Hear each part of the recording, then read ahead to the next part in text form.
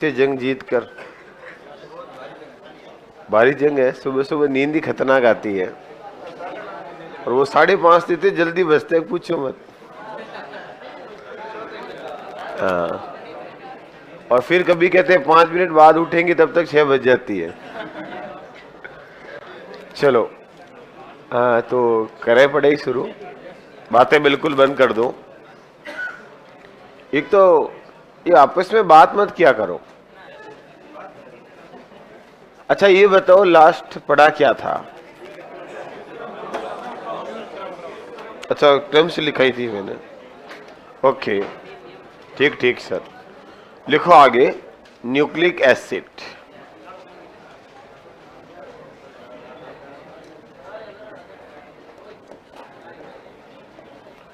लिखो मेरे भाइयों, फटाफट हेडिंग लगाओ।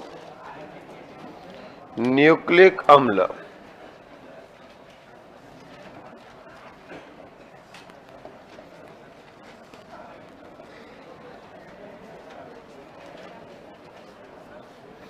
हेडिंग लगाओ, नया टॉपिक, न्यूक्लिक एसिड, न्यूक्लिक अम्ल। इधर उधर नहीं, इधर बोर्ड पे बात करेंगे। मित्रों, न्यूक्लिक एसिड की खोज किसने की थी? फ्रेडरिक मिसर ने। अच्छे से देखना बोर्ड पे पहले। न्यूक्लिक अम्ल हमारी कोशिकाओं के अंदर केंद्रक में पाया जाता है और मेनली इसके अंदर आनुवंशिक पदार्थों का निर्माण होता है। न्यूक्लिक एसिड है मित्रों, इस न्यूक्लिक अम्ल की खोज का श्रेय जाता है, वैज्ञानिक का नाम है फ्रेडरिक मिसर। क्या नाम है मित्रों? फ्रेडरिक मिसर ने। इन्होंने सबसे पहले खोजा था इल सेल के अंदर। कौन सी कोशिका मित्रों? इल सेल। इल सेल यानी कि जिसको हम कहते हैं पस कोशिका। रस्सी आती है, रस्सी, पस।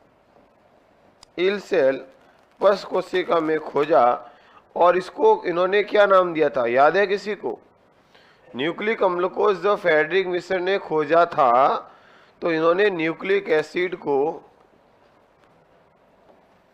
कहा था मित्रों, और वो शब्द था न्यूक्लीन। क्या नाम शब्द दिया इन्होंने?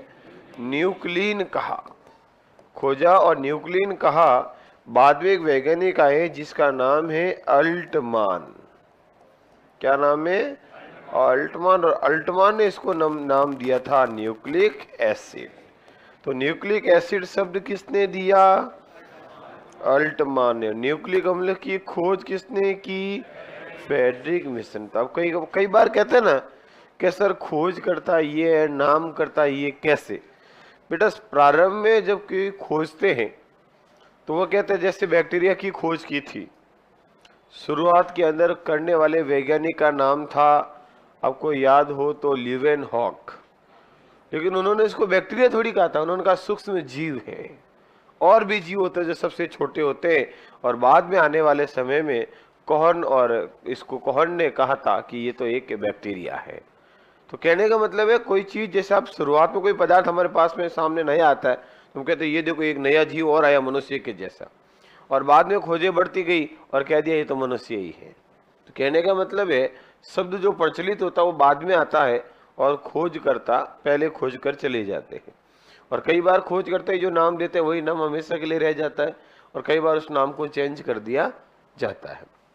तो याद रखना, न्यूक्लिक एसिड की खोज करने का श्रेय जाता है फ्रेडरिक मिसर को। इन्होंने न्यूक्लिक एसिड को खोजा था इल सेल, पस कोशिका, पस निकलता ना रस्सी, उन कोशिकाओं के अंदर खोजा था और कहा था एक न्यूक्लिन पाया जाता है कोशिकाओं के अंदर। और बाद में इसी न्यूक्लिन को अल्टमान नामक साइंटिस्ट के द्वारा कहा गया ये तो न्यूक्लिक एसिड है। और आज हम न्यूक्लिक एसिड जो शब्द बोलते हैं, जो पढ़ते हैं, वो अल्टमान नामक वैज्ञानिक की देन है। ये जो न्यूक्लिक एसिड है मित्रों, ये कितने प्रकार का होता है? 2 प्रकार का, डीएनए और आरएनए। तो जिसको हम डीएनए आरएनए बोलते हैं मित्रों, वो न्यूक्लिक एसिड ही तो हुआ, क्योंकि डीएनए का पूरा नाम क्या है? डीऑक्सीराइबोस न्यूक्लिक अम्ल। आरएनए का पूरा नाम क्या है? राइबोस न्यूक्लिक अम्ल। तो ये दोनों न्यूक्लिक एसिड है, जिसकी खोज की थी किसने मित्रों? फ्रेडरिक मिसर ने। तो लिखो एक लाइन, हाँ लिखो। हाँ, पस कोशिका क्या होती है? तो इतनी देर मैंने क्या समझाया? फिर मैंने पस कोशिका क्या होती है इसके बारे में शायद 3 से 4 बार बोला है। नहीं बोला? बोला है, रिकॉर्ड है मेरे पास। उस समय शायद आपने ध्यान नहीं दिया। हो सकता है आपका ध्यान कहीं और हो, वरना ये शब्द पूछने की जरूरत ही नहीं होती है। रस्सी आई, रस्सी, तो रस्सी को पस बोलते हैं। और ये शब्द मैंने बोला है अभी, और मैंने कहा है इल सेल पस कोशिका, रस्सी आती है बेटा, पस पड़ जाता है उसमें खोजती, ये शब्द शायद मैंने बोला है। बेटा ध्यान रखो, ऐसे छोटे छोटे शब्दों को पूछते रहोगे तो अच्छा प्रश्न कब पूछोगे? सर ये हमारे लिए अच्छा ही है जैसा भी है, चलो कोई बात नहीं। एक्चुअली जो चीज पूछ जैसे बताइए उसी को वापस पूछते तो फिर एक बार और लग जाता है, क्योंकि मुझे पता था कि आप पूछोगे पस कोशिका क्या है, इसलिए मैंने इस पर जोड़ दिया। इसलिए मैंने कहा रुको इधर देखो, कोई बात नहीं। लिखो, लिखो न्यूक्लिक एसिड। लिखो खोज फ्रेडरिक मिसर ने पस कोशिकाओं में की खोज। फिर डैश करके लिखो, फ्रेडरिक मिसर ने इल सेल या पस कोशिका में की तथा न्यूक्लिन कहा। फ्रेडरिक मिसर ने पस कोशिकाओं में की तथा न्यूक्लिन कहा, तथा न्यूक्लिन कहा। खोज किसने की मित्रों? फ्रेडरिक मिसर ने। किसमें की? पस कोशिकाओं में। और क्या कहा था? न्यूक्लिन। याद हुआ यहां तक? हम क्या पढ़ रहे हैं ये तो बताना टॉपिक तो। न्यूक्लिक अम्ल खोजा किसने था? फ्रेडरिक मिसर ने। किसमें खोजा मित्रों? पस कोशिकाओं में। और क्या नाम दिया था? न्यूक्लिन। और लिखो फिर न्यूक्लिक अम्ल शब्द, हाँ आगे लिख दो नया पॉइंट बना के। न्यूक्लिक अम्ल शब्द अल्टमान द्वारा दिया गया। न्यूक्लिक अम्ल शब्द अल्टमान द्वारा दिया गया। किसने दिया मित्रों? अल्टमान ने।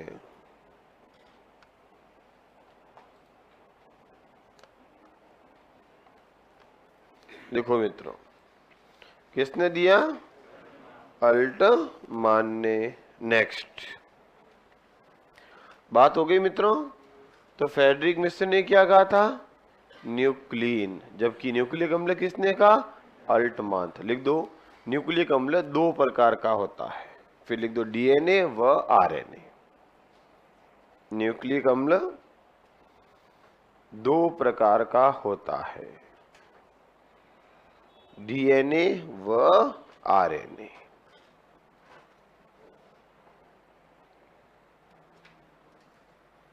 तो न्यूक्लिक अम्ल कितने प्रकार का होगा मित्रों? 2। कौन कौन सा? डीएनए और आरएनए।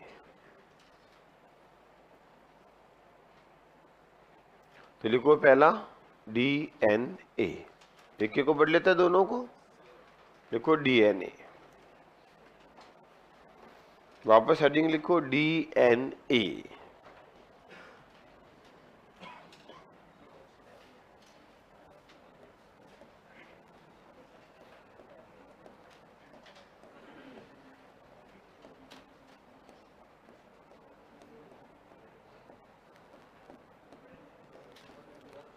डीऑक्सीराइबोस न्यूक्लिक अम्ल।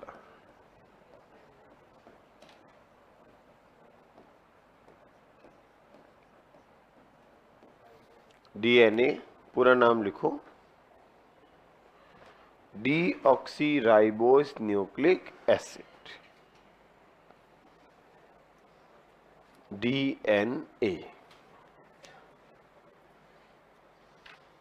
लिख दिया? तो अब काम थोड़ा सा रोको, कुछ फैक्ट आपको याद कराने का प्रयास करता। मित्रों न्यूक्लिक एसिड क्या होता है? तो डीएनए आरएनए, इसी को अपन न्यूक्लिक अम्ल कहते हैं। अच्छा, हमारे डीएनए से संबंधित प्रश्न 101% एलडीसी के अंदर आता है। जैसा कि पिछली बार आया था, डीएनए में कौन सा नाइट्रोजन क्षार होता नहीं होता है। डीएनए का जो डबल हेलिक्स मॉडल है वो वॉटसन क्रिक ने कब दिया। ये 2-3 प्रश्न हैं जो डीएफ के सीधे सीधे एलडीसी में पूछे गए। तो हम भी सीधी सीधी बात करते हैं। तो सबसे पहले जैसे मैंने लिखा डीएनए, तो हमारे मन में एक ही मकसद होगा कि यहां से हमारे एग्जाम में प्रश्न क्या आ सकता है। तो मित्रों, सबसे पहला तो डीएनए का पूरा नाम पूछ ले, बिल्कुल बेसिक, कोई भरोसा नहीं एग्जामिनर का क्या पूछेगा। तो पूरा नाम आपको याद हो ही गया, डीऑक्सी राइबोस न्यूक्लिक अम्ल। हो गया याद मित्रों, नाम हो गया इसका याद, डीऑक्सी राइबोस न्यूक्लिक एसिड। और मेरा प्रयास हमेशा यही रहा, आज भी यही रहेगा कि क्लास में थोड़ा याद किया जाए। और घर जाके डेली आप पढ़ते ही हो, पढ़ना तो आपको पड़ेगा, याद आपको करना पड़ेगा मित्र। और याद रखना, साथ का साथ पढ़ोगे तो ज़्यादा बेनिफिट होगा, ताकि वापस रिवाइज करने में समय कम लगेगा। और रिवाइज करने में समय कम लगेगा तो जैसे ही मेरी साइंस पूरी होगी तो दूसरे सब्जेक्ट चलेंगे, फिर मेरी क्लास तो होगी नहीं, तो उस दौरान फिर उस सब्जेक्ट में समय देने का टाइम मिल जाएगा। क्योंकि हमें तो सभी सब्जेक्ट बहुत स्ट्रॉन्ग करने हैं, तब सिलेक्शन होगा। केवल साइंस से भी सिलेक्शन नहीं, केवल हिंदी से भी नहीं और केवल गणित से भी नहीं, सभी आपको आने चाहिए। हैं? क्या कह रहे हो? कह रहे पूरी बात पे पानी फेर दिया।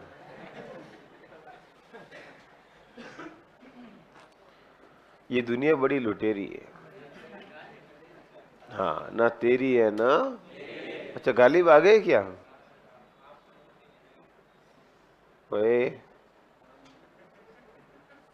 ध्यान रखना।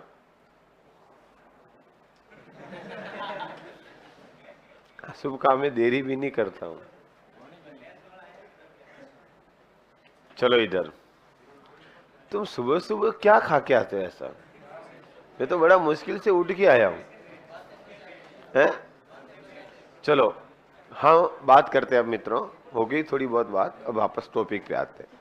देखो इधर, खोज किसने की? डीएनए की। इधर लिखना नहीं, पहले डिस्कस करते थोड़ा सा। बताओ प्यारे मित्रों, डीएनए का खोज करता कौन है? डीएनए की खोज किसने की? ये प्रश्न भी सीधा है। डीएनए की खोज किसने की मित्रों? वॉटसन और क्रिक ने। गलत है। देखो अभी हमने क्या बोला, डीएनए क्या है? Nucleic acid. न्यूक्लिक एसिड है कि नहीं है? और न्यूक्लिक एसिड की खोज किसने की? तो फिर डीएनए की खोज भी किसने की? फ्रेडरिक में। सामने लिखा, सामने बताया, अच्छे से बोला, फिर वही प्रश्न पूछा, 0। अरे खोज किसने की? फ्रेडरिक मिसर ने। अरे मेरे भाइयों, ऐसे गलत करोगे तो कैसे चलेगा? अच्छा बताओ, डीएनए वर्ड किसने दिया? डीएनए शब्द का प्रयोग सबसे पहले किसने किया? डीएनए शब्द किसने दिया? भाई इन्होंने तो न्यूक्लियन कहा था। वॉटसन क्रिक। फिर गलत। बिल्कुल इस बहना ने अभी सही बोला था मेरी, जैकेरिस। बेटा पढ़ा करो, टिपा मत ठोका करो। किसने खोजा था? फ्रेडरिक मिसर ने। मैंने बोला क्या? किसने खोजा था? तो आंसर क्या होगा? फ्रेडरिक मिसर। सामने लिखा हुआ है। पर तुम तो क्या हो, यही गलती हम प्रश्न पढ़ते समय भी करते हैं। शब्द क्या लिखा पता नहीं, मन से ही पढ़ लेता, डीएनए की खोज की थी, और ऊपर लिखा हुआ डीएनए शब्द किसने दिया। कई बार आप नोट करना, प्रश्न पढ़ते समय अपन अपने मन से प्रश्न पढ़ लेते हैं, प्रश्न में क्या लिखा है पढ़ते ही नहीं। यही गलती होती है, ध्यान रखना। तो डीएनए की खोज किसने की और डीएनए शब्द किसने दिया? जैकेरिस ने। डीएनए का मॉलिक्यूलर वेट कितना होता है अणुभार? 10 की घात 6 से 10 की घात 9 डाल्टन। छोटी इकाई है ना, इसलिए किस में मापा जाता है? डाल्टन के अंदर। 6 से 9 डाल्टन। मैं तो फैक्ट फैक्ट लिखा रहा हूँ एलडीसी से, फिर भी ऐसे क्या कर रहे हो? नेक्स्ट, डीएनए अणु की संरचना किसने बताई? हाँ अब सही है, डीएनए अणु की संरचना। वाटसन क्रिक बोलने से डर रहे हैं आप। संरचना किसने दी? वाटसन और क्रिक ने। वाटसन एंड क्रिक ने कब दी मित्रों? 1953। यही तो एलडीसी का प्रश्न था पिछला। अच्छा कैसी बताई? द्विकुंडलित। द्विकुंडलित या क्या बोलेंगे? डबल।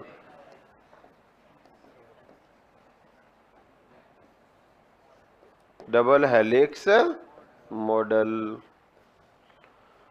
अच्छा इन्होंने कौन ये संरचना किसके आधार पर बताई? एक्सरे क्रिस्टलोग्राफी के आधार पर। कौन सा प्रयोग था इनका? एक्सरे क्रिस्टलोग्राफी प्रयोग से। अच्छा एक्सरे क्रिस्टलोग्राफी प्रयोग किया किसने था? दिया किसने? विल्किंसन। विल्किंसन और फ्रैंकलिन ने दिया था। अच्छा डीएनए अणु की संरचना के लिए नोबेल पुरस्कार किस किस को दिया गया? अणु की संरचना के लिए नोबेल किस किस को दिया गया? तो याद रखना, इसकी संरचना की खोज के लिए नोबेल दिया था 3 वैज्ञानिकों को 1962 में दिया था। और देने वाले वैज्ञानिक का नाम है वाटसन, क्रिक व विल्किंसन। इन 3 वैज्ञानिकों को दिया गया था। तो कुछ फैक्ट याद हुए। डीएनए की खोज किसने की? फ्रेडरिक मिशन ने। डीएनए शब्द किसने दिया? जैकेरिस ने। डीएनए का अणुभार कितना होगा? 10 की घात 6 से 10 की घात 9 डाल्टन, क्योंकि छोटा होता है इसलिए डाल्टन। डीएनए अणु की संरचना किसने दी मित्रों? वाटसन क्रिक ने। कब दी? 1953 में। कैसा बताया? Double helix model. कैसा दिया मित्रों? डबल हेलिक्स मॉडल दिया था ओनली।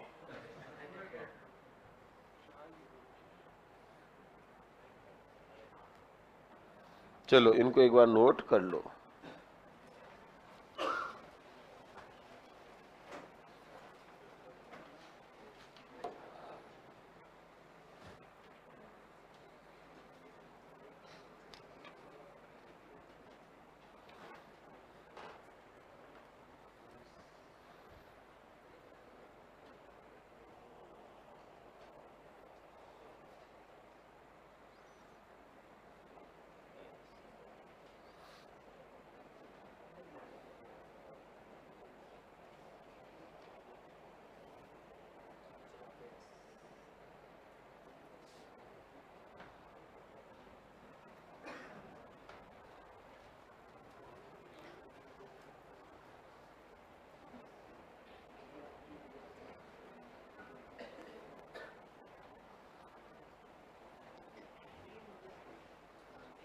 हाँ भाई,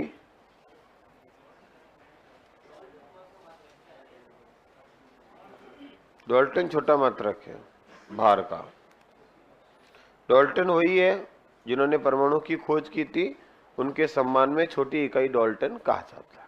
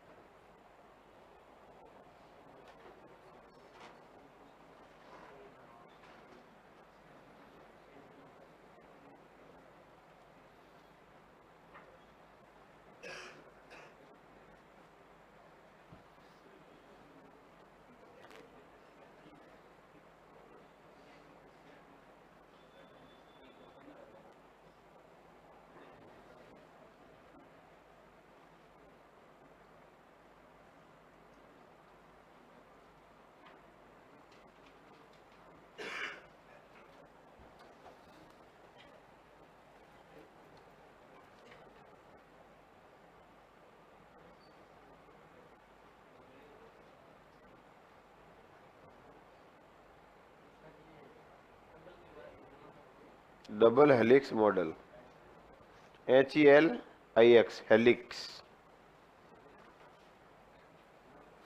डबल हेलिक्स मॉडल।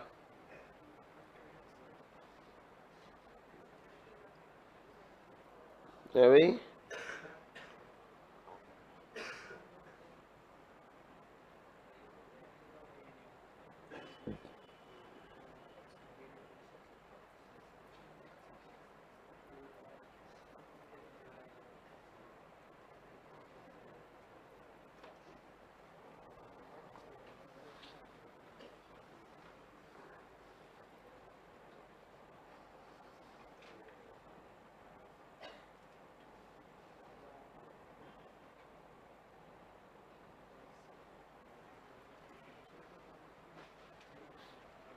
लिख दिया। तो बात किसकी चल रही है? डीएनए। पूरा नाम क्या है? डीऑक्सी राइबोस न्यूक्लिक अम्ल। खोज किसने की मित्रों? फ्रेडरिक मिसर। डीएनए शब्द किसने दिया? जेके रिस्ट ने। डीएनए का अणुभार कितना है? 10⁶ से 10⁹ डाल्टन। कहीं जरूर ध्यान रखना, डाल्टन में। डीएनए की संरचना देने का श्रेय जाता है फ्रेडरिक मिसर ने। कब दी मित्रों? 1953 में। किस प्रयोग के द्वारा दी? एक्सरे क्रिस्टलोग्राफी प्रयोग। और ये प्रयोग सबसे पहले किसने किया था? विल्किंसन और फ्रैंकलिन ने। इसमें से नोबेल प्राइज कब किस किस को दिया? वॉटसन, क्रिक और विल्किंसन को। ये भी तो पूछ ले किसको नहीं दिया चारों में से? तो फ्रैंकलिन को बेचारे को फेंक दिया। याद रह जाएगा। बढ़े आगे। अच्छा लिखो। हाँ बोलो। मुझे नहीं पता। लिखो बेटा, बैठे बैठे मजा कर रहा है ये। लिखो, ध्यान रखना, ढंग के होंगे, फैक्ट होंगे तो तुरंत उत्तर दूंगा, नहीं तो मैं इग्नोर कर दूंगा। लिखो आगे। मुझे सब कुछ आता है क्या करना है।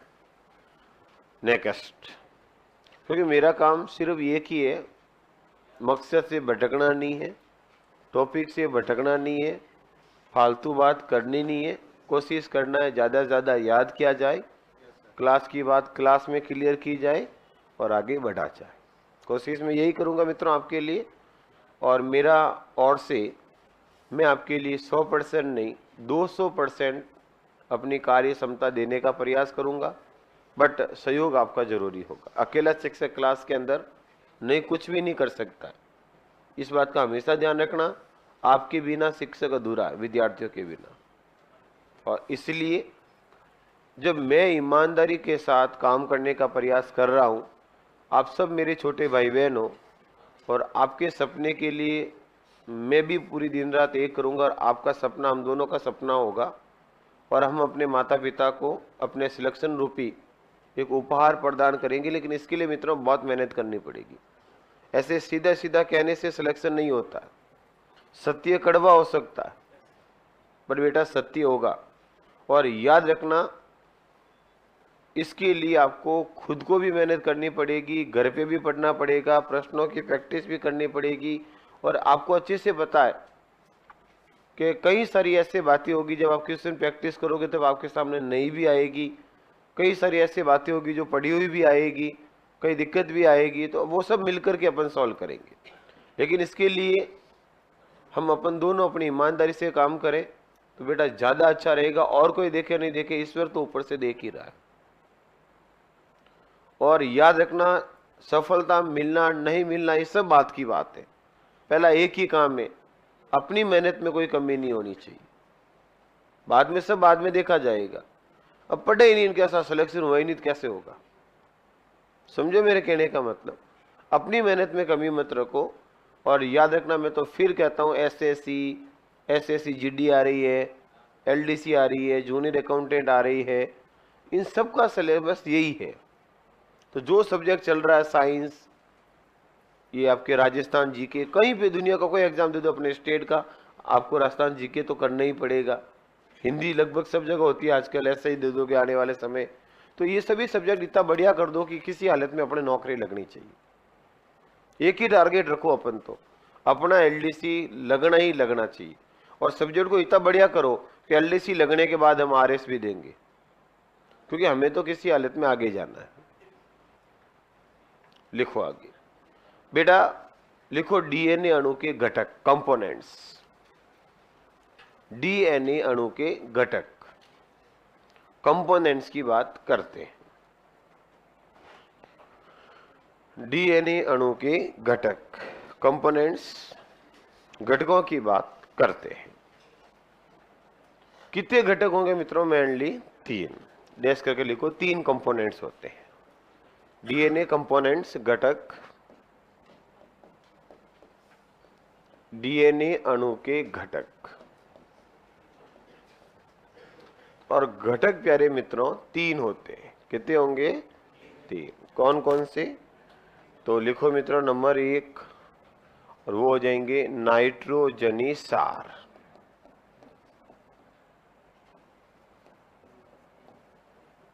नाइट्रोजनी सार, जिसको इंग्लिश में बोलते हैं बेटा N2 बेस, नाइट्रोजनी सार। दूसरे होंगे बेटा, वो होगा आपके शर्करा, शुगर। और तीसरा जो होगा मित्रों, वो होगा फॉस्फेट।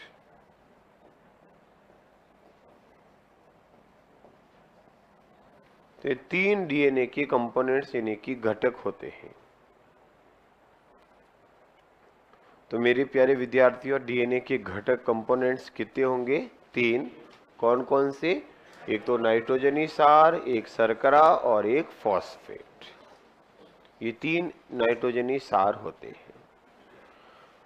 अब मित्रों याद रखना, फॉस्फेट तो PO4-2 ही होता है, कोई फर्क नहीं होगा।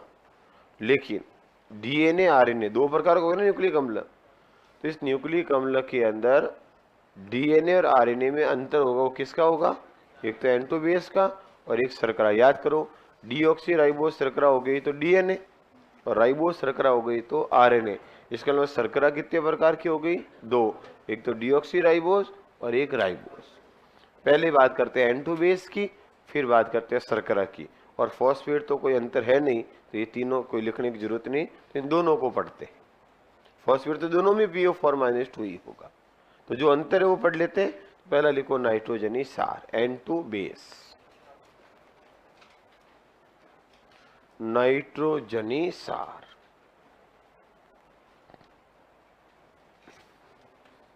N2 बेस,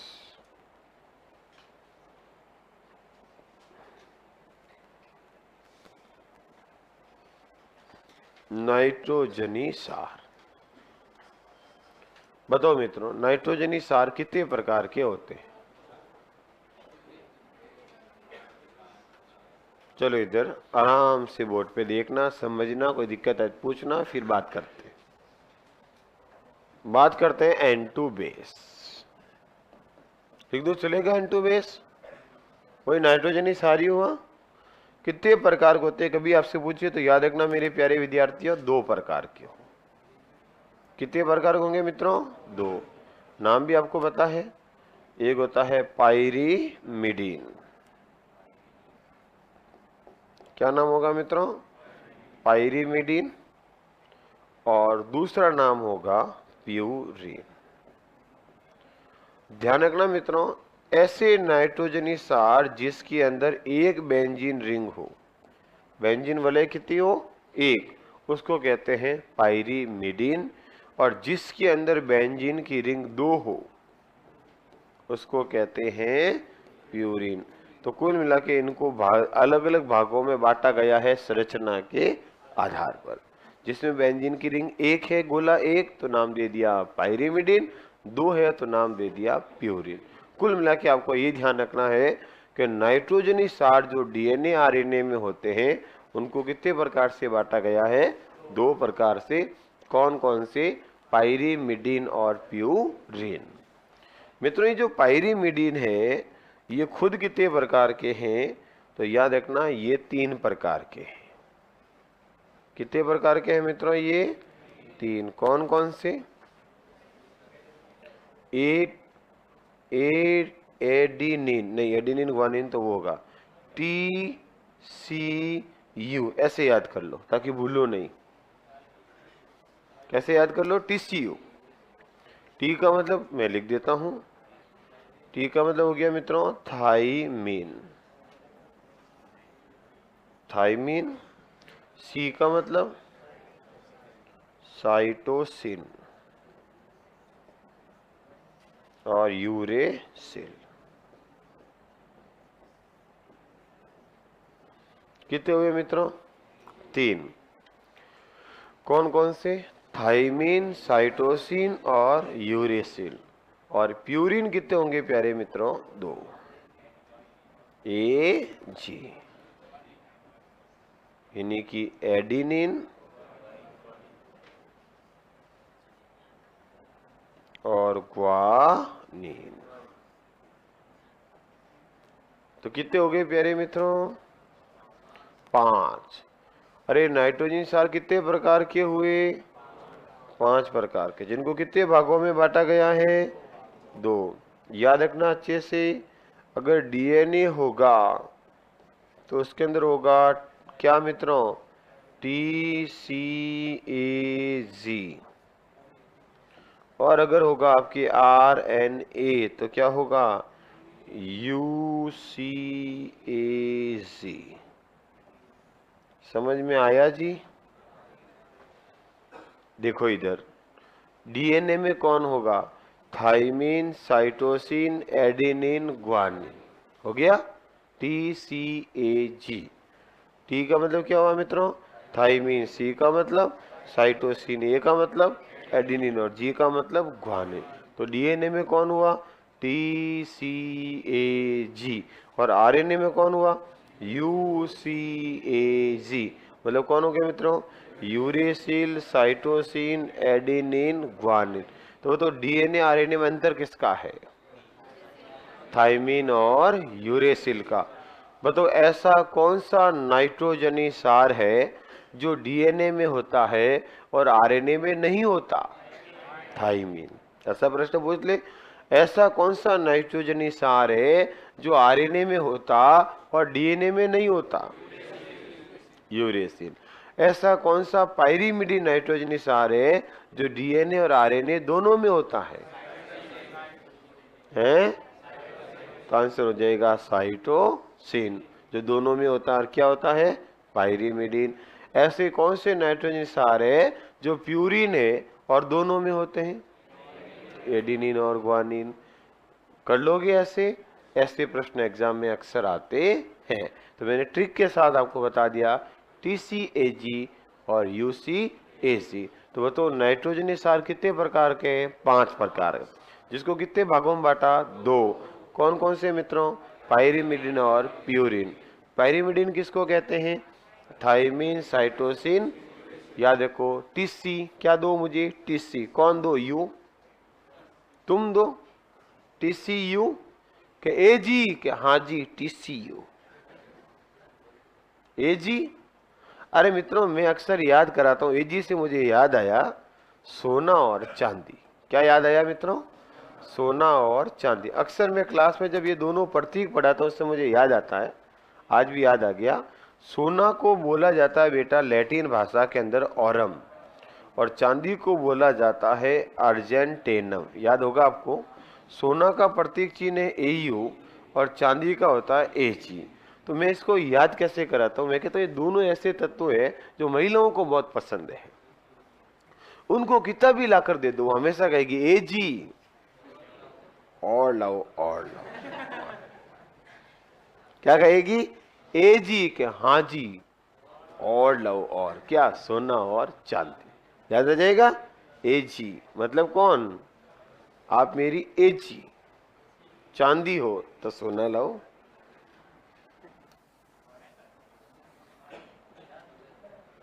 लिखो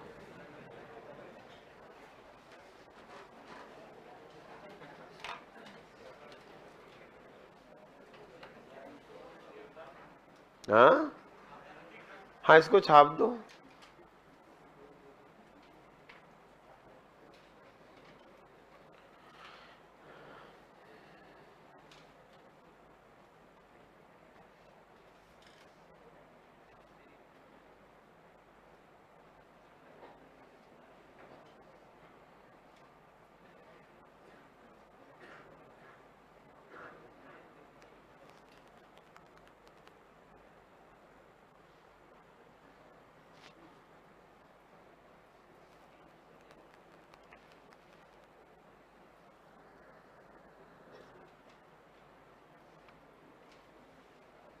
और कल अब तक जितना पढ़ा उसको अच्छे से रिवाइज करना है।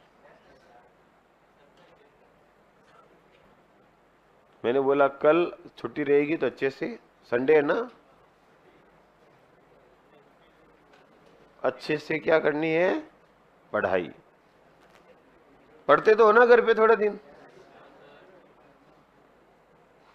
क्या जूम करूं? कट जाएगा ना बेटा फिर मैटर।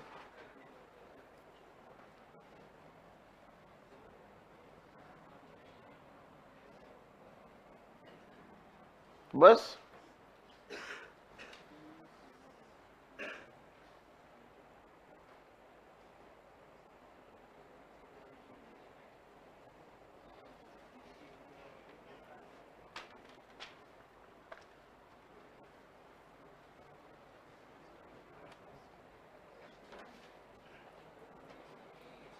ये तो बता पढ़ क्या रहे हैं?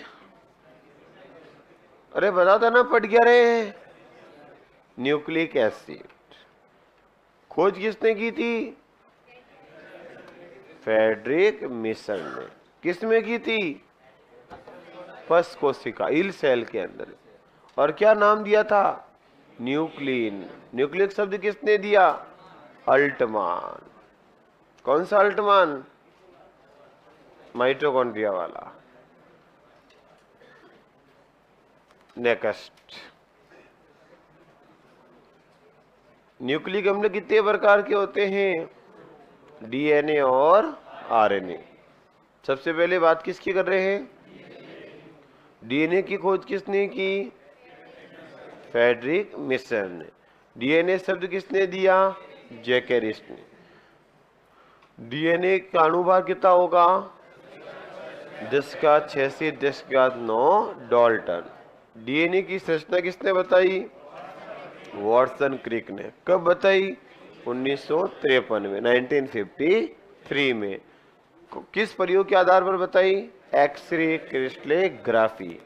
अच्छा, एक्सरे क्रिस्टलोग्राफी एक प्रयोग है जो सबसे पहले किसने दिया? फ्रैंकलिन और विल्किंसन ने।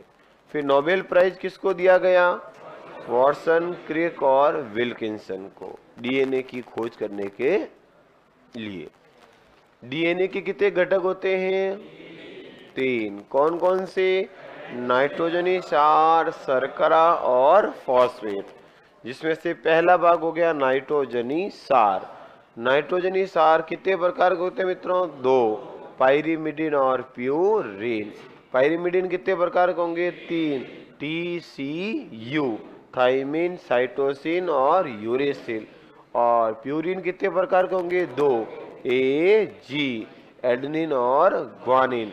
जिसमें से डीएनए में कौन होगा? TCAG। आरएनए में कौन होगा? UCAG। तो बताओ एक ऑप्शन दे दे, TCAG, TCAG, UCAG, TCAG दे दे, और बताइए इसमें आरएनए को बदलिए तो क्या करोगे? जहां भी आपके T है वहां क्या लिख दोगे? U। जहां भी T है वहां क्या लिख दोगे? U।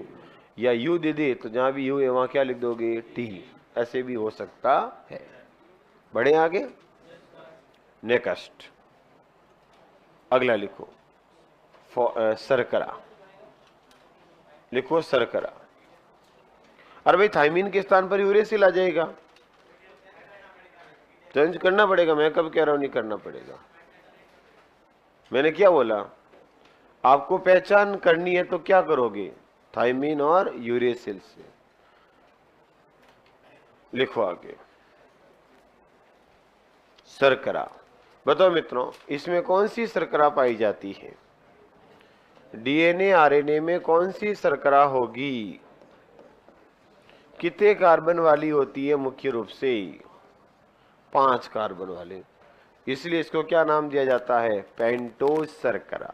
लिखो लिखो डीएनए, सीधा लिख दो, न्यूक्लिक अम्ल में 5 कार्बन वाली शर्करा पाई जाती है।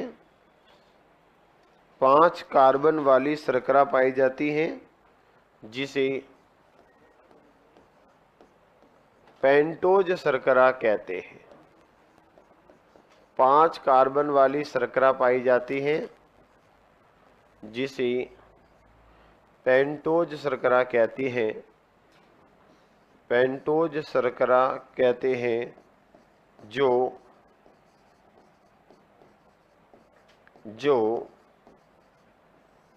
दो प्रकार की होती है,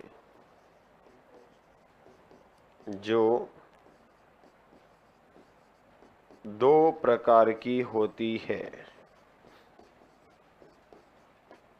कितने प्रकार की होगी मित्रों? दो। एक तो हो जाएगी डीऑक्सीराइबोस शर्करा और दूसरी हो जाएगी राइबोस शर्करा। लिख दो। तो डीऑक्सी हो जाएगी डीएनए में और राइबोस शर्करा हो जाएगी आरएनए।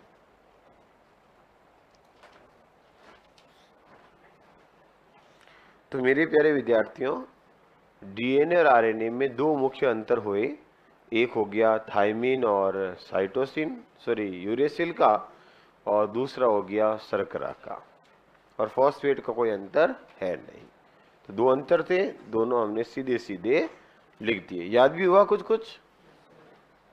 क्लास की बात क्लास में याद हो रही है ना? प्रयास सही है? कुछ कुछ आपको भी याद है? कुछ घर जाके भी करोगे, वापस भी पढ़ोगे? चलो,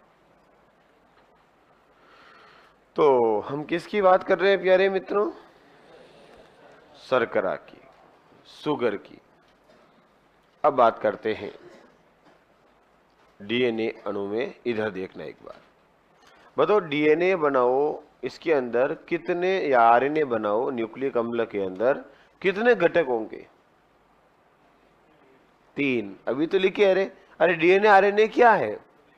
न्यूक्लिक एसिड। और न्यूक्लिक एसिड के घटक कितने होते हैं? 3। कौन कौन सी?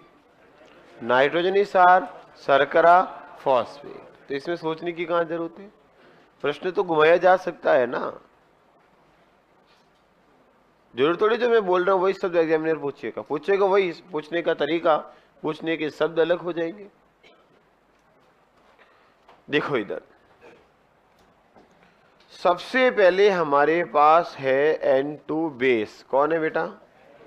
N2 बेस का मतलब क्या हुआ? नाइट्रोजनी सार। N2 बेस का मतलब क्या हुआ?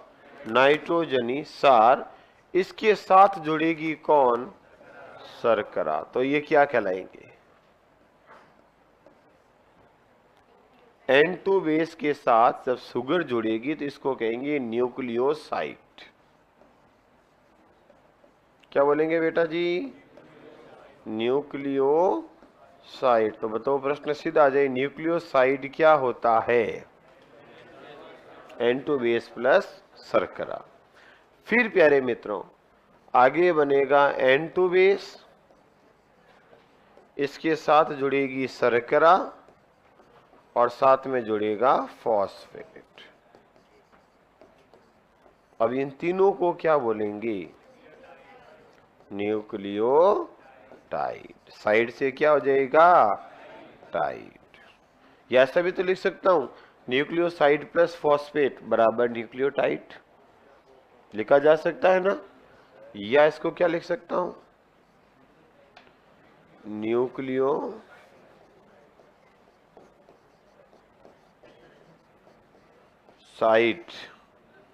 प्लस फॉस्फेट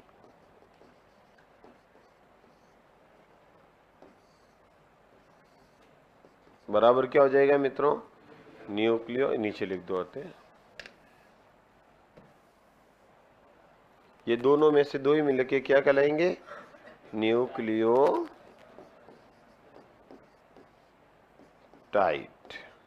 तो साइड से क्या हो जाएगा? टाइट। याद रह जाएगा। और फिर लगातार आपस में जुड़ते रहेंगे। कौन? न्यूक्लियोटाइड। फिर आगे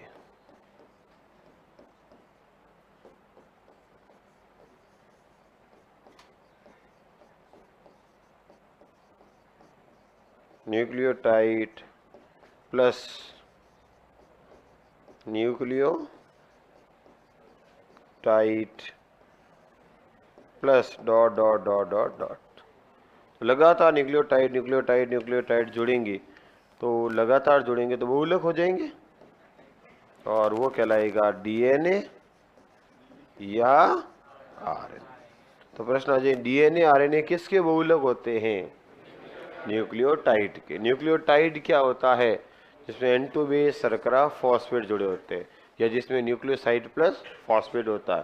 तो न्यूक्लियोसाइड क्या है? तो जाएगा N2 बेस प्लस शर्करा। याद हो जाएगा। तो न्यूक्लियोसाइड किसको बोलते हैं? N2 बेस प्लस शर्करा, फिर तीनों मिलेंगे तो टाइड, और टाइड मिलकर बनाएंगे डीएनए आरएनए। हो गए 3 घटक। नोट करो, सीधे ही लिख दो ये तो। हम्म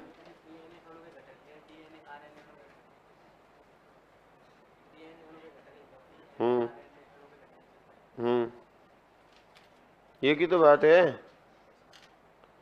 चाहे डीएनए पढ़ो चाहे आरएनए पढ़ो, अंतर था वो मैंने लिख दिया, बाकी तो सेम हो गया। अंतर लिख दिया ना अपन ने, एक तो यूरेसिल थाइमीन का और एक शर्करा का। बाकी वो भी न्यूक्लियोटाइड होगा और ये भी न्यूक्लियोटाइड होगा। फॉस्फेट उसमें भी होगा, शर्करा उसमें भी होगी, इसमें भी होगी, फर्क हो जाएगा, है भाई। तो कई बार कईयों को समझ नहीं आता टाइड क्या है, साइड कब टाइड होता है, कब साइड हो जाए। साइड टाइड टाइड साइड एकदम क्लियर हो गया ना, टाइड साइड दोनों। टाइड टाइड और साइड साइड है।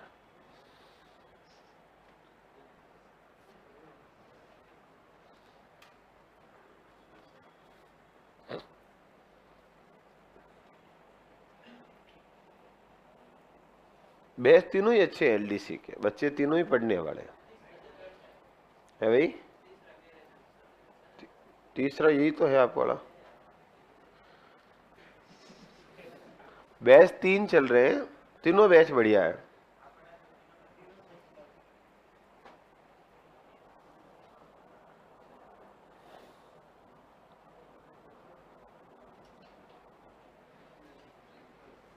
एक में तो पूरी हो गई, 2 में उसको भी मैंने आनुवंशिकता और इकोलॉजी तक करा करके फिर मैं उधर सेकंड ग्रेड में चला गया था, साइंस के बैच में। सेकंड ग्रेड में पढ़ा रहा था। किस में? आप वाले में। देखते हैं क्या होता है। देखो बेटा, सेकंड ग्रेड सेकंड ग्रेड के कोई सब्जेक्ट के बैच नहीं हुए तब तो मैं फ्री हूँ, और सब्जेक्ट में चला जाता हूँ तो बात अलग है। क्योंकि मेरे साइंस के जो सेकंड ग्रेड के बैच है वो शाम के हैं, इसलिए मैं सुबह फ्री हूँ। नेक्स्ट सब्जेक्ट की बात कर रहा हूँ मैं, बढ़े आगे। तो पढ़ क्या रहे हैं अपन? वही जो पढ़ रहे हैं। क्या पढ़ रहे हैं? शर्करा, फॉस्फेट, न्यूक्लियोसाइड और टाइड।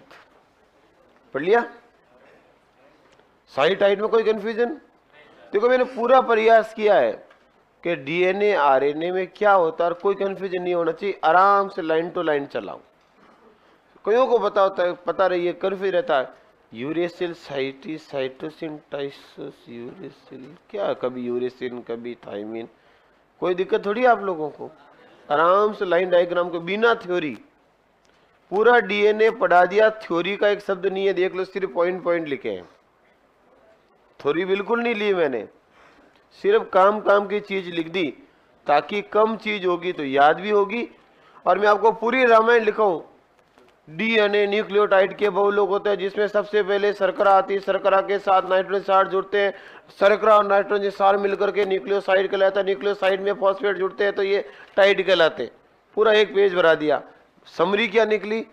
साइड क्या है और टाइड क्या है। अब पूरी रामायण लाओ, बात तो ये है, क्योंकि प्रश्न तो इससे आएगा, साइड है या टाइड है। क्लियर? तो थ्योरी बिल्कुल नहीं लूंगा मैं, अभी तक नहीं ली। सीधा डीएनए किसने खोजा? फैक्ट, आ गया फैक्ट। शब्द किसने दिया? आ गया। अणुभार क्या होता है? ये लो। अंदर घोटाला क्या क्या होता है? ये लो। घोटाले में और घोटाला क्या? शर्करा, फॉस्फेट, तीनों। कोई दिक्कत? बढ़ो आगे। तो लिखो डीएनए अणु की संरचना। डीएनए अणु की संरचना।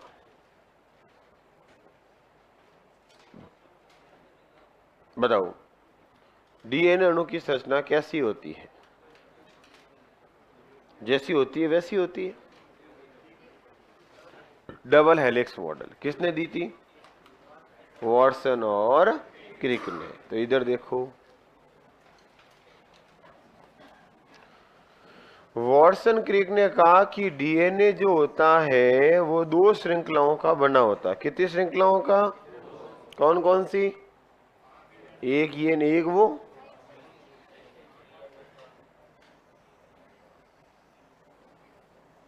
ये कितनी श्रृंखला हो गई प्यारे मित्रों? 2। कौन कौन सी? तो नाम दिए थे इन्होंने। उन्होंने ये भी कहा कि दोनों श्रृंखला एक दूसरे की विपरीत और समांतर होती है। देखो, जैसे मैंने इसको नाम दे दिया 3 डेज, तो इस सिरे को क्या नाम देंगे? 5 डेज। और इस सिरे को नाम दे देंगे 5 डेज, तो इसको क्या नाम देंगे? 3 डेज। तो हो गई 2 संरचनाएं, मतलब 2 सिराएं। इन्होंने कहा दोनों सिरा एक दूसरे के विपरीत होगी, यानी कि ये 3 एंड है तो ये कभी 3 एंड नहीं हो सकता, फिर ये 5 होगा। और अगर ये 5 है तो ये 3 होगा, यानी कि दोनों सिरे एक दूसरे के हमेशा क्या होते हैं मित्रों? ऑपोजिट। क्या होते हैं? विपरीत होते हैं। और इन्होंने कहा कि डीएनए की दोनों श्रृंखला होती है, ये न्यूक्लियोटाइड श्रृंखला के बहुलक होते हैं। किसके बहुलक मित्रों? न्यूक्लियोटाइड। याद करो क्या होता है न्यूक्लियोटाइड? तो न्यूक्लियोटाइड की क्या होगी मित्रों? श्रृंखला। और इस श्रृंखला में न्यूक्लियोटाइड कितनी श्रृंखला से बना होता है? 2 न्यूक्लियोटाइड। देखो एक ही और एक ही हो गई 2 न्यूक्लियोटाइड श्रृंखला का बना। चेन कितनी होगी इसमें? 2। फिर का दोनों श्रृंखलाएं एक दूसरे के लगभग समांतर। देखो लगभग समांतर बनाने का प्रयास भी किया मैंने। समांतर और एक दूसरे की विपरीत होती है। दोनों श्रृंखलाएं मिलकर पहले बनाएगी छोटी खांच, फिर बनाएगी बड़ी खांच, फिर बनेगी छोटी खांच, फिर बनेगी बड़ी खांच। ये लगातार चलता रहेगा। तो ये हो जाएगी कौन सी खांच मित्रों? छोटी। छोटी दिख रही है आपको? छोटी खांच। और ये कैसी हो जाएगी? बड़ी खांच। किसने बताया ये? वॉटसन और क्रिक ने। छोटी खांच को क्या बोलते हैं इंग्लिश में? Minor groove.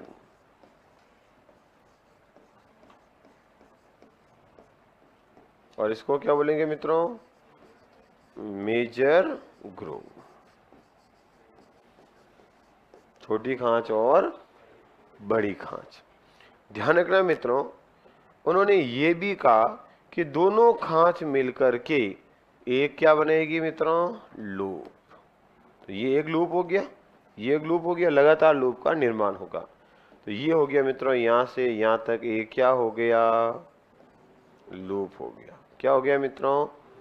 अच्छा, लूप की लंबाई कितनी होती है इसकी? मित्रों इसकी लंबाई हो जाएगी 34 एंगस्ट्रॉन। कितनी होगी? 34 एंगस्ट्रॉन। 34 एंगस्ट्रॉन। और इसका डायामीटर, डायामीटर मतलब समझते हो? यहां से यहां व्यास, और व्यास होगा कितना बेटा? 20 एंगस्ट्रॉन। और एक में कितने नाइट्रोजनी सार होते हैं? इसमें से एटीजीसी कितने होंगे इसके अंदर? एक में मित्रों 10 N2 बेस होंगे। कितने? 10। और लगातार बराबर क्रम में। तो बताओ टोटल लंबाई कितनी? 34। 34 में कितने होंगे? 10। और बराबर है तो बताओ 2 नाइट्रोजन सार के बीच दूरी कितनी? 3.4। 10 का भाग दे दो, बराबर। भाई देखो टोटल बॉक्स की लंबाई कितनी? 34। अंदर लाइनें कितनी नाइट्रोजन सार की? 10। और प्रत्येक बराबर पर है तो बीच की दूरी कितनी हो जाएगी? 3.4 3.4 3.4, तभी तो 34 होगी। आया समझ में? अच्छा, इसमें कौन कौन से नाइट्रोजनी सार होते हैं? कौन कौन से होंगे मित्रों? याद करो। TCAC, जिसमें से A और T आपस में जुड़ेंगे और G और C आपस में जुड़ेंगे। तो याद रखना, एडेनिन और थाइमिन के मध्य कितने बंध पाए जाते हैं? 2 हाइड्रोजन बंध। और ग्वानिन और साइटोसिन के मध्य 3। तो ये भी पूछा है कि नाइट्रोजन सार आपस में किस बंध द्वारा जुड़े होते हैं? हाइड्रोजन बंध। ये भी आपके एलडीसी में आया हुआ प्रश्न है। इस बार ये पूछ ले डबल किसके मध्य होता है और ट्रिपल किसके मध्य होते हैं। बेसिक जानकारी तो यही होती है मित्रों, जनरल सामान्य विज्ञान पूछी जा सकती है आपसे। याद हुआ कुछ? बताओ, डीएनए अणु की संरचना किसने दी? वॉटसन क्रिक ने। कैसा बताया? Double helix model. कब दी? 1953 में। क्या बताया कि डीएनए और डीएनए अणु दो पॉलीन्यूक्लियोटाइड श्रृंखलाओं का बना होता है, जिसके अंदर दोनों श्रृंखलाएं एक दूसरे के विपरीत और समांतर होती है। तो शॉर्ट में बोल दे प्रति समांतर। एंटी पैरेलल होती है, जिसमें एक श्रृंखला 3 से 5 तो दूसरा 5 to 3 होगी। दोनों श्रृंखलाएं मिलकर के लूप का निर्माण करती हैं। लूप की लंबाई होती है 34 एंगस्ट्रॉन और लूप का व्यास होता है 20 एंगस्ट्रॉन।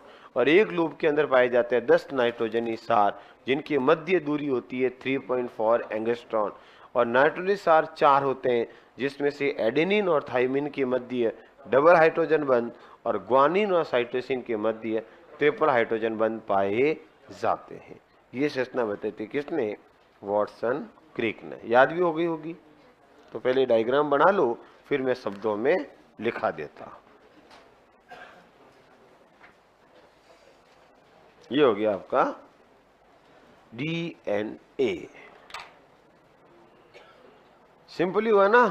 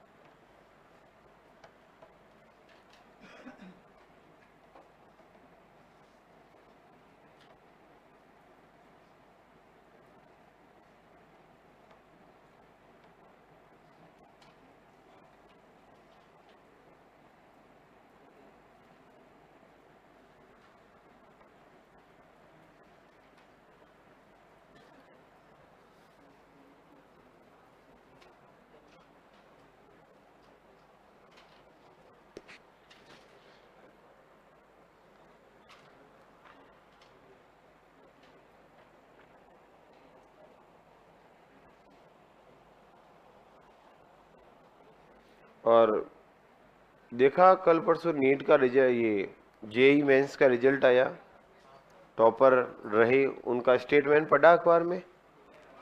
क्या था कि हम लोगों ने सोशल मीडिया से 2 साल तक दूरी बनाई रखी। इसका मतलब सबसे ज्यादा ध्यान डाइवर्ट यही करता है। और तुम तो एक सेकंड भी नहीं रहते हो, 2 साल तो बहुत दूर हो जाए।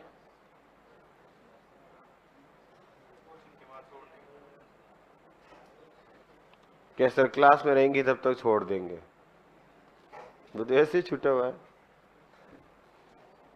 तुम्हारे तर्क भी बड़े खतरनाक होते हैं। बस बस, हाँ भाई,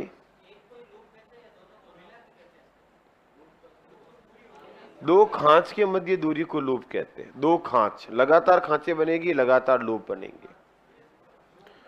खांच होगी ना क्रमागत खांच, छोटी बड़ी छोटी बड़ी। बात तरंग थोड़ी पढ़ा रहा हूं, फिजिक्स मिक्स, अरे फिजिक्स, अरे बस बस, अरे वो आप जो दिमाग में आ रही है ना, वो है वेव, सुरंग और गर्त। अरे मैं समझ गया आप कहाँ अटक गए हो बेटा। मैं ऐसा टीचर हूं जो मल्टी लेवल हूं, समझ गए? तीनों का हूं मैं, फिजिक्स केमिस्ट्री बायो। तुरंत पकड़ लूंगा मैं कहाँ गड़बड़ कर रहे हो। आपके दिमाग में अनुप्रस्थ आ गई। हाँ, ये लूप चलता रहता है। हाँ, डीएनए का सिमिट्री। देखो इधर बना लिया सबने। इनके मन में क्या आया अभी आप खुद बता दोगे, मैं बताता हूं। अभी मैंने पकड़ लिया आप कहां गड़बड़ी की। वो कहते हैं लेमडा, वेवलेंथ की बात कर रहे हो आप। हाँ इसमें ऐसा नहीं बेटा, इसमें लूप का मतलब है हर दो खांच के मध्य की दूरी है, समझ गए ना। हाँ एक लूप की।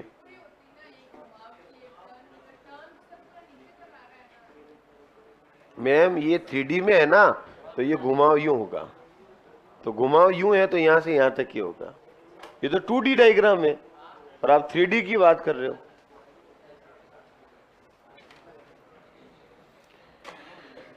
बना लिया सबने। देखो इधर आप जो कह रहे हो वो ये होगा, यूं घुमाओ, तो मैडम यूं हुआ तो ये हुआ। तो बताओ ये लूप कब तक का कहलाएगा, जब तक दो खांच नहीं होगी। बीच में क्या बननी चाहिए, ग्रूव। तो खांच किसको बोलेंगे, between two groove, major and minor. अच्छा दूसरा आपके दिमाग में हमेशा अक्सर कहता है कि अपन ये होना चाहिए, तो ये तो मित्रों आपकी अनुप्रस्थ तरंग है जिसमें सुरंग और गर्त बनेंगे, और यह एक यहां से यहां तक एक लैम्डा कहलाएगा। वो तो अलग हो गई, पहले तो उसको दिमाग से निकालो। मैं डीएनए पढ़ा रहा हूं।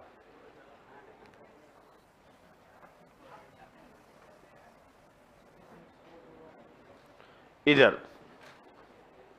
इधर उधर नहीं, सिर्फ इधर। तो मित्रों कभी कंफ्यूजन हो जाओ, क्योंकि 3D में ये घूमता हुआ दिखेगा, तो आपको दिमाग में ये रखना है कि दो लूप, अगला लूप नहीं बनना चाहिए।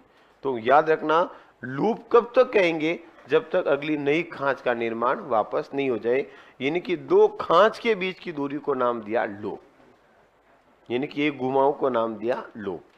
जिसमें कितने नाइट्रोजन सार होंगे, 10, पूरे 10। लिखा दो शब्दों में इसको, थोड़ा सा लिखो। देखो मित्रों,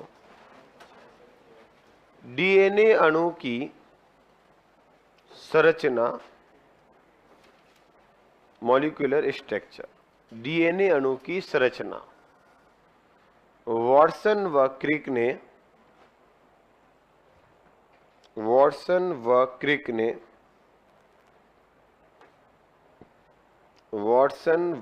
क्रिक ने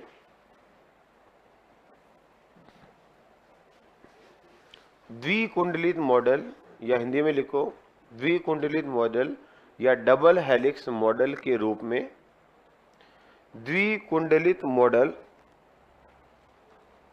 डबल हेलिक्स मॉडल या हिंदी में द्विकुंडलित मॉडल के रूप में 1953 में दी। वॉटसन व क्रिक ने, तो मुझे नहीं पता मैंने क्या बोला, डीएनए अणु की संरचना वॉटसन क्रिक ने द्विकुंडलित मॉडल के रूप में 1953 में दी, प्रस्तुत की, प्रेजेंट की। तो मैंने एक ही लाइन में 2-3 बातें लिखाने के प्रयास किया। कब दी वो भी आ गया, किसने दी वो भी आ गया, और कैसी दी वो भी आ गया। तो शब्द कम रखने का प्रयास किया। दूसरा बिंदु लिखो, इनके अनुसार, मतलब वॉटसन क्रिक के अनुसार, इनके अनुसार डीएनए अणु,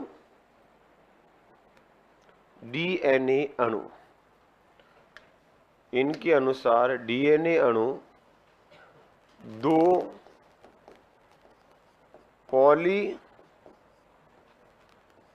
पॉलीन्यूक्लियोटाइड, डीएनए अणु दो पॉलीन्यूक्लियोटाइड श्रृंखलाओं का बना होता है, दो पॉलीन्यूक्लियोटाइड श्रृंखलाओं का बना होता है, दो पॉलीन्यूक्लियोटाइड श्रृंखलाओं का बना होता है, जिसमें दोनों श्रृंखलाएं जिसमें दोनों श्रृंखलाएं एक दूसरे के विपरीत, दोनों श्रृंखलाएं एक दूसरे के विपरीत तथा समांतर होती हैं, एक दूसरे के विपरीत तथा समानांतर होती हैं, जिन्हें प्रति समांतर भी कहते हैं, एंटी पैरेलल, जिन्हें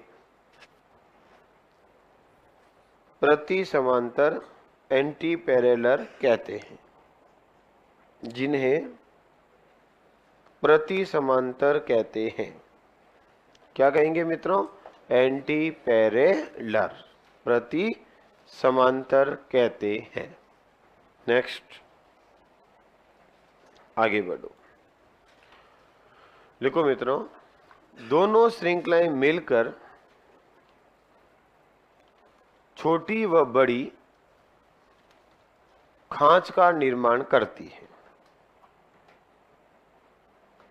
दोनों श्रृंखलाएं मिलकर छोटी व बड़ी खांच का निर्माण करती हैं, छोटी व बड़ी खांच का निर्माण करती है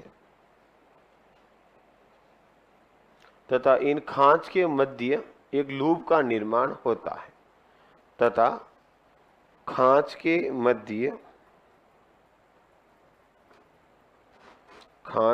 मध्य लूप का निर्माण होता है। खांच के मध्य लूप का निर्माण होता है। किसका निर्माण होगा मित्रों? लूप का निर्माण होता है। एक लूप की लंबाई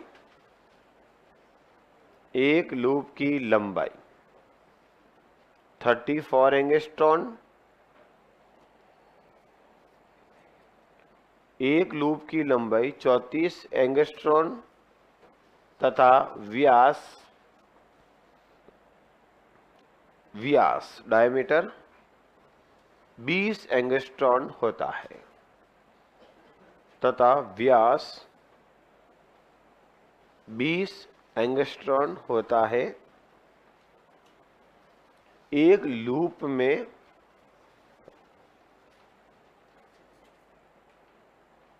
10 नाइट्रोजनी सार पाए जाते हैं। एक लूप में 10 नाइट्रोजनी सार पाए जाते हैं। एक लूप में 10 नाइट्रोजनी सार पाए जाते हैं। दो नाइट्रोजनी सार के मध्य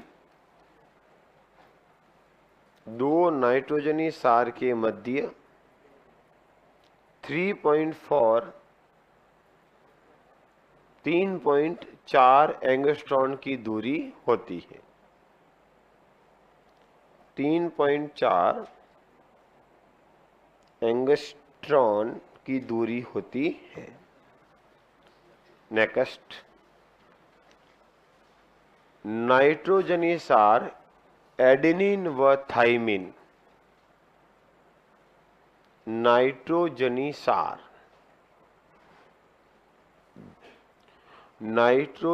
सार एडेनिन व थाइमिन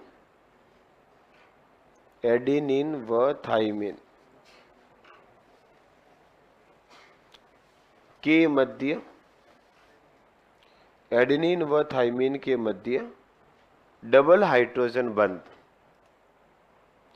एडेनिन व थाइमिन के मध्य डबल हाइड्रोजन बंध,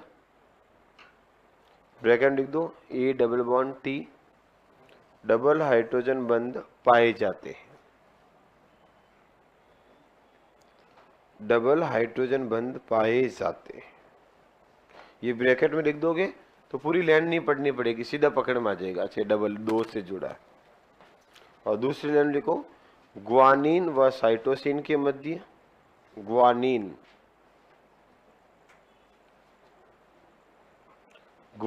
व साइटोसिन के मध्य ट्रिपल हाइड्रोजन बंध पाए जाते हैं। ग्वानिन व साइटोसिन के मध्य ट्रिपल हाइड्रोजन बंध पाए जाते हैं। कितने हाइड्रोजन बंध होंगे प्यारे मित्रों? 3। किसके मध्य? ग्वानिन व साइटोसिन के मध्य। तो ये एक हल्की सी बेसिक जानकारी हो गई किसकी मित्रों? एक याद रखना, डीएनए की बी फॉर्म और जेड फॉर्म 2 होती है। तो वाटसन और क्रिक ने डीएनए की कौन सी फॉर्म बताई? बी। लिखो, एक लाइन और फैक्ट लिख दो। वाटसन और क्रिक द्वारा डीएनए की वाटसन व क्रिक ने डीएनए की बी फॉर्म बताई। बी फॉर्म कौन सी अवस्था बताई? बी। वाटसन व क्रिक ने डीएनए की, फिर लिख दो बी फॉर्म, ये लिखा हुआ देख लो, बी फॉर्म बताई। तो वाटसन क्रिक ने डीएनए की कौन सी अवस्था, कौन सी फॉर्म बताई प्यारे मित्रों? B form. लिख दिए। तो ये हल्की सी संरचना भी हो गई किसकी? डीएनए की। कोई दिक्कत इसमें? चलो तो आगे बढ़ते हैं। देखो मित्रों, हमारे पास है डीएनए, इधर देखना अच्छे से, हमारे पास क्या है? डीएनए। क्या है मित्रों? Deoxy ribose nucleic acid. इससे हम बना सकते हैं क्या? आरएनए। तो ये भी तो प्रश्न पूछा जा सकता है, डीएनए से आरएनए का निर्माण क्या कहलाता है? एक फैक्ट तो आपको याद रखना ही चाहिए। क्या कहलाएगा? ट्रांसक्रिप्शन। क्या कहलाएगा मित्रों? ट्रांसक्रिप्शन।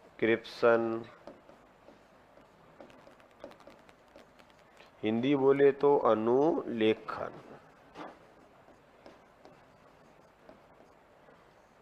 अनुलेखन लिखना मत, मैं शब्दों में भी लिखूंगा और लाइनें भी लिखा दूंगा। दूसरा मित्रों, अगर हमारे पास है आरएनए, क्या है? और इस आरएनए से अपन क्या बना सकते हैं? डीएनए। तो ये वापस विपरीत चला कि नहीं चला? तो विपरीत चलना क्या कहला देगा? रिवर्स। Reverse transcription. हिंदी में क्या लिखेंगे? प्रति अनुलेखन। अनुलेखन के क्या हो गया मित्रों? विपरीत।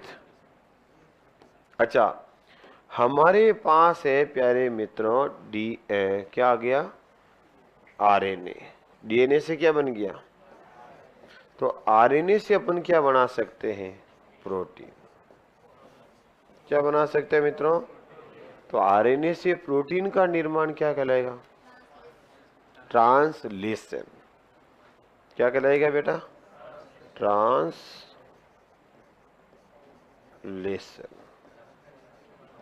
यानी कि अनुवाद। अनुवाद करना ट्रांसलेट, तो अनुवादन ट्रांसलेशन। और हमारे पास है प्यारे मित्रों डीएनए। क्या है? और हम क्या बना रहे हैं? डीएनए। तो डीएनए से डीएनए बने मतलब क्या की? फोटोकॉपी। तो क्या बनेगी? प्रतिलिपि। तो ये कहेंगे प्रतिलिपिकरण। क्या इस फोटोकॉपी को प्रतिकृति भी कह सकते हो? प्रतिकृतिकरण। इंग्लिश में तो एक ही शब्द होगा, रेप्लिकेशन। क्या होगा? रेप्लिकेशन। तो कितनी टर्म्स हो गई आपके पास? 4।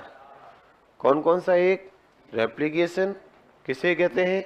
दूसरा अनुवादन किसे कहते हैं? अनुलेखन किसे कहते हैं? और प्रति अनुलेखन किसे कहते हैं? तो एक एक को शब्दों में लिखेंगे।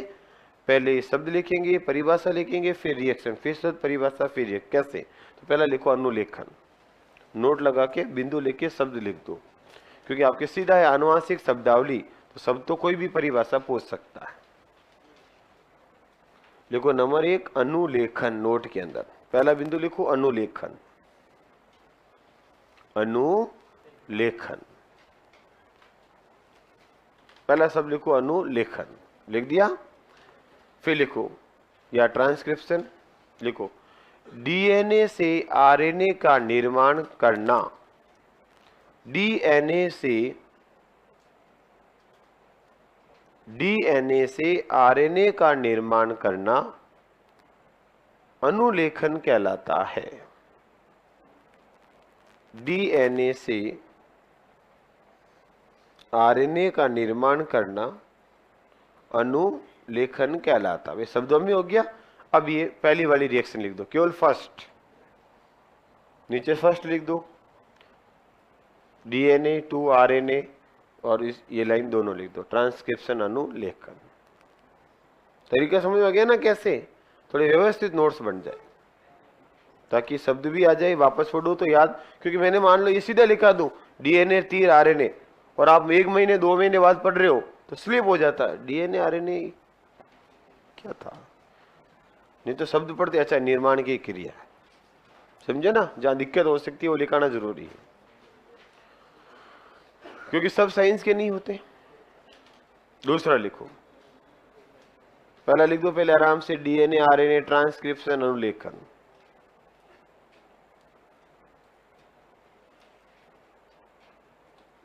फिर दूसरा शब्द लिखो, प्रति अनुलेखन। याद करो आरटीपीसीआर, आरटीपीसीआर याद आया? कोरोना की जांच। तो कोरोना का वायरस क्या होता है मित्रों? आरएनए वायरस है। तो आरएनए से पहले क्या बनाते हैं?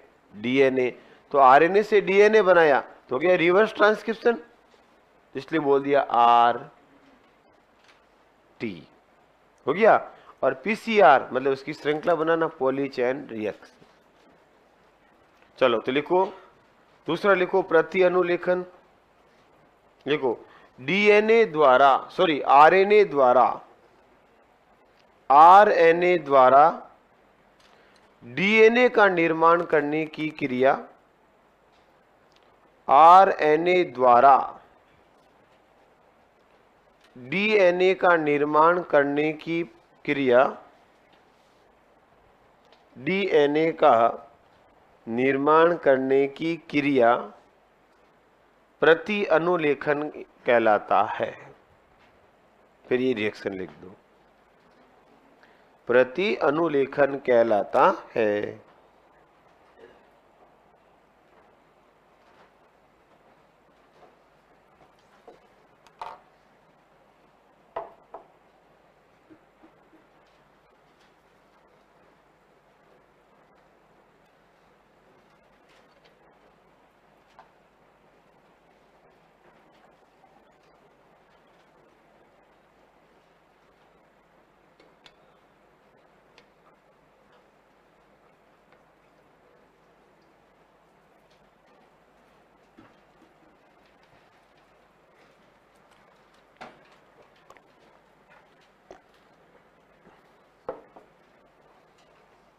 नेक्स्ट, दोनों हो गए पहले। तीसरा लिखो अनुवादन, ट्रांसलेशन।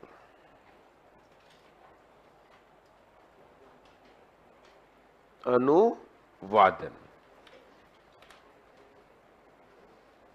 लिखो, आरएनए द्वारा प्रोटीन निर्माण की क्रिया, आरएनए, आरएनए द्वारा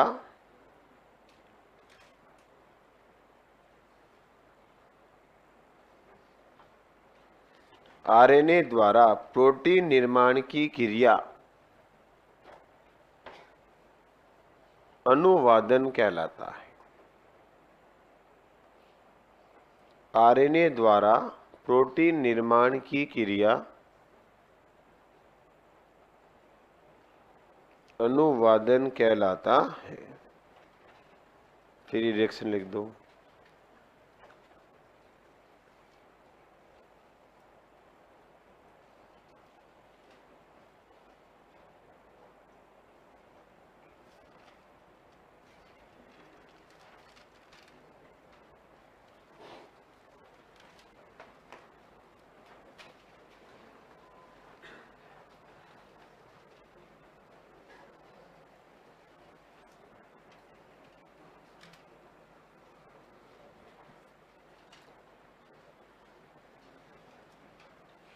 लिख दिया मेरा?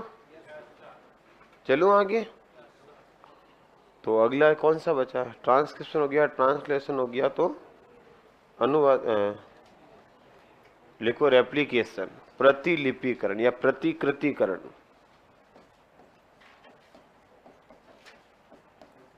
प्रतिकृतिकरण भी कह सकते हो।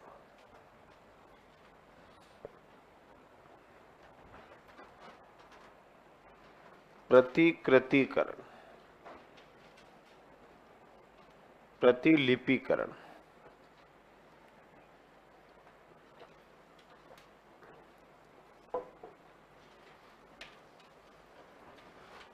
प्रतिलिपिकरण या प्रतिकृतिकरण।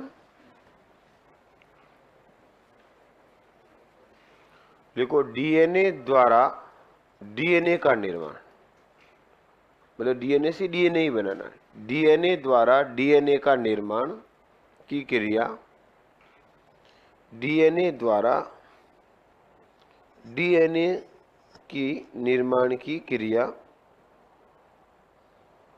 प्रतिकृतिकरण कहलाता है। डीएनए द्वारा डीएनए का निर्माण, डीएनए ही डीएनए बनाना, फोटोकॉपी हो गया एक तरह से, रेप्लिकेशन कहलाता है। लिख दो ये लाइन। कुछ टर्म्स है मित्रों, याद तो आपको रखनी पड़ेगी, और याद ही है ये तो आपको लोगों को। सीधे ही पूछ ले आरटीपीसीआर पूरा नाम क्या, तो याद हो तो अंदाज से भी कर सकते हो ना आराम से।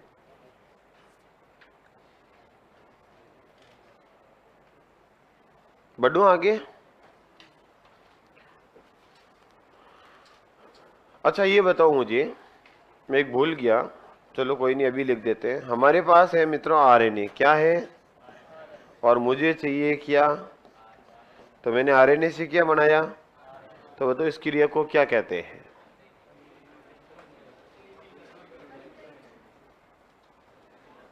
आरएनए से आरएनए का निर्माण क्या कहलाता है?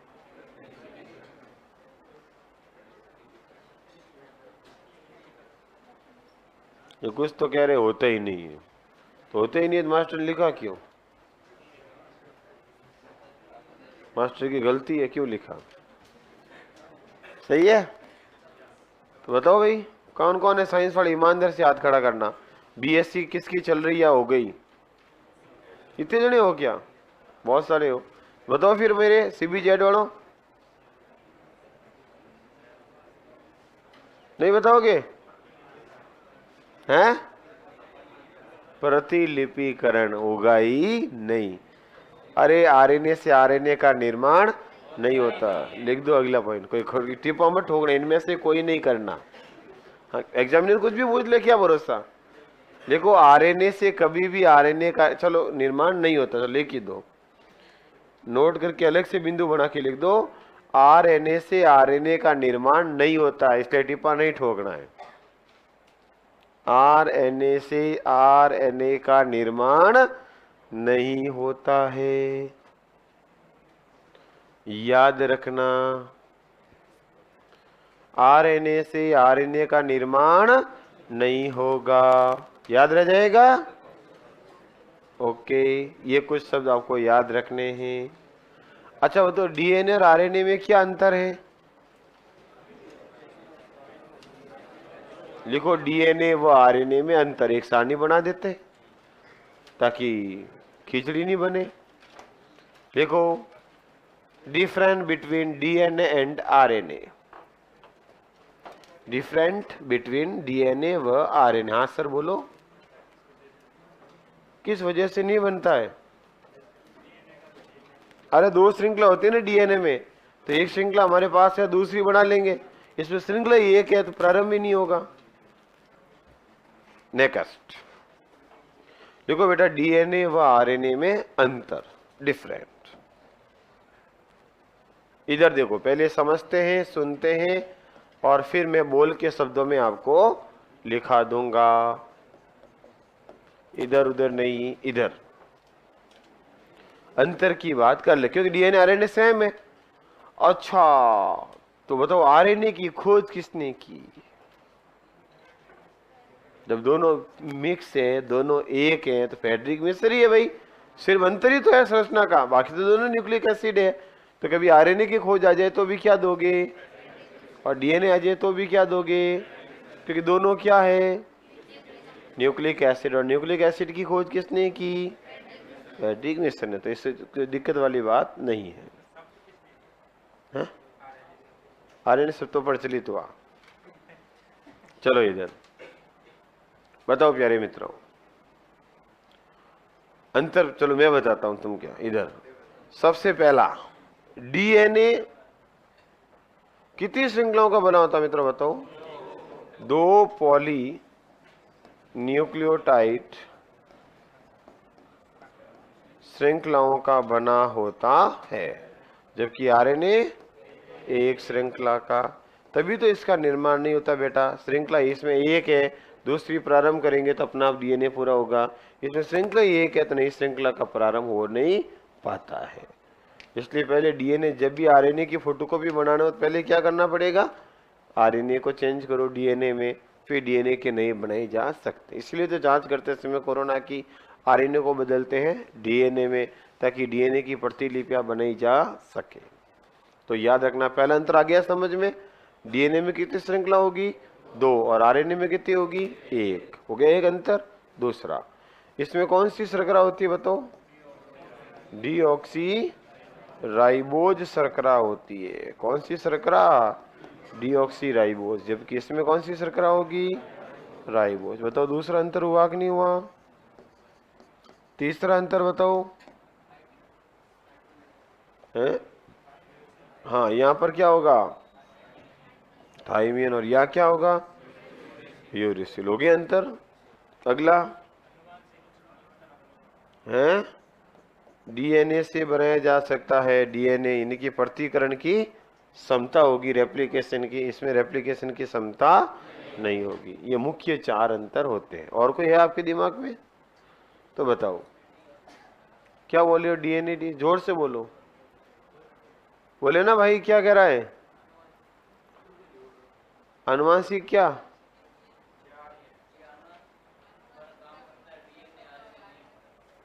डीएनए अनुवांशिकता वाला काम करता है और आरएनए अनुवांशिकता का काम नहीं करता है।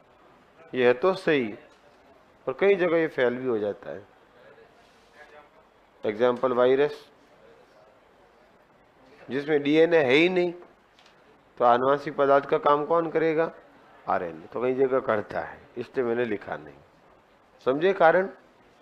चलो, हाँ क्या कह रहे हो रे?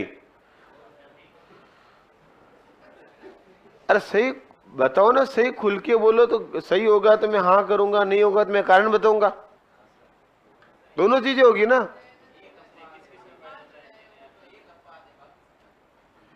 बाकी सब में तो है, पर है तो पूरा बैक्टीरिया फेज हो गया तो एक, अब वायरस कैसे हो गया? बैक्टीरिया फेज में भी तो होता है,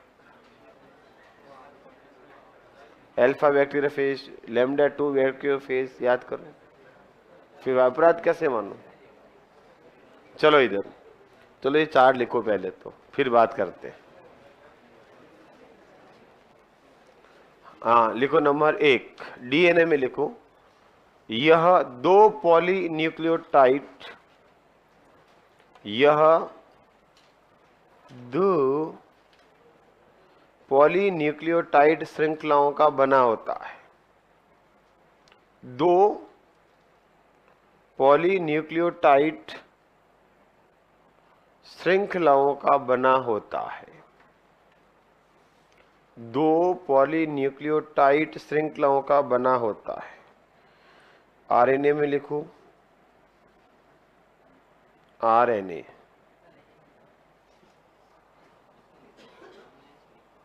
आरएनए में लिखो। अंतर का मतलब क्या होता है? मैं डीएनए थोड़ी पढ़ा रहा हूं जो डीएनए के गुण लिखने हैं। क्यों? मैंने कहा ना सारणी बनाओ, और तू मेरा कहना नहीं कर रहा, मैं क्या करूं भाई? मैंने अगर मुझे यही लिखाने होते तो ये तो मैं सब लिखा चुका हूं। डीएनए पढ़ा है तब डीएनए के सीक्वेंस में देख, अंतर का मतलब क्या, दोनों की एक जगह सारणी बनाना ताकि जब भी पढ़ो तब रिवाइज हो जाए, वरना डीएनए के लक्षण तो मैंने लिखा दिए डीएनए के अंदर, मुझे जरूरत ही नहीं वापस लिखाने की। नेक्स्ट देखो, आरएनए एक पॉलीन्यूक्लियोटाइड श्रृंखला का बना होता है, मजे लेता मास्टर के। एक पॉलीन्यूक्लियोटाइड श्रृंखला का बना होता है, एक पॉलीन्यूक्लियोटाइड श्रृंखला का बना होता है।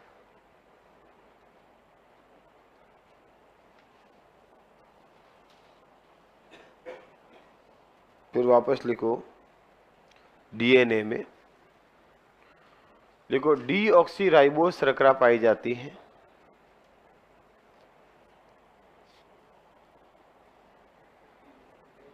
डीऑक्सीराइबोस शर्करा पाई जाती है। फिर लिखो आरएनए में राइबोस शर्करा पाई जाती है।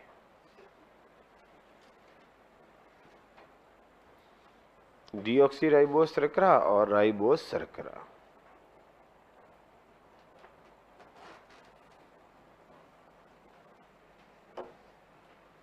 लिख दिया। डीएनए आरएनए, तो बात करते हैं डीएनए की। डीएनए में लिखो, आरएनए लिख दिया, राइबोस शर्करा पाई जाती है। डीएनए में लिखो थाइमीन पाया जाता है, लिखो नाइट्रोजनी सार थाइमीन पाया जाता है, नाइट्रोजनी सार थाइमीन पाया जाता है।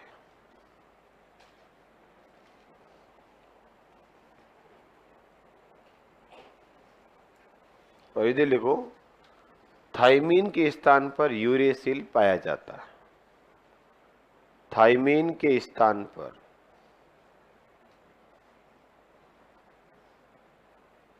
यूरेसिल पाया जाता है, थाइमीन के स्थान पर क्या मिलेगा मित्रों, यूरेसिल। लिख दिया। चलो लास्ट लिखो, डीएनए से डीएनए बनाया जा सकता है, और लिख दो आरएनए से आरएनए नहीं बनाया जा सकता। डीएनए से डीएनए, डीएनए से डीएनए बनाया जा सकता है, और आरएनए से आरएनए नहीं बनाया जा सकता।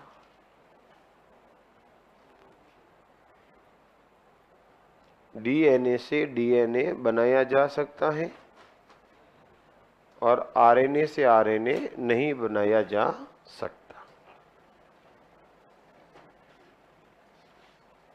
ये मुख्य अंतर लिख दिया अपन ने, किसके प्यारे मित्रों, डीएनए और आरएनए। अब दो लाइनें आरएनए को भी समर्पित करते हैं। हालांकि आरएनए क्या होता है, गुण तो एक ही साथ आ गए पूरे। डीएनए क्या होता है, ये गुण एक साथ आ गए।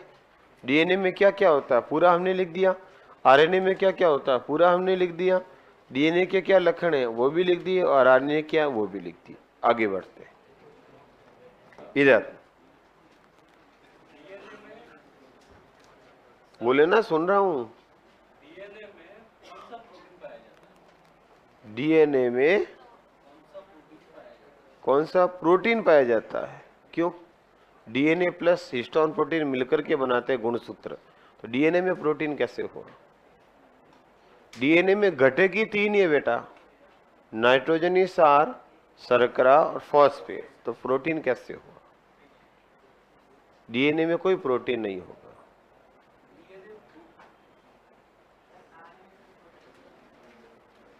डीएनए में कोई प्रोटीन नहीं होता।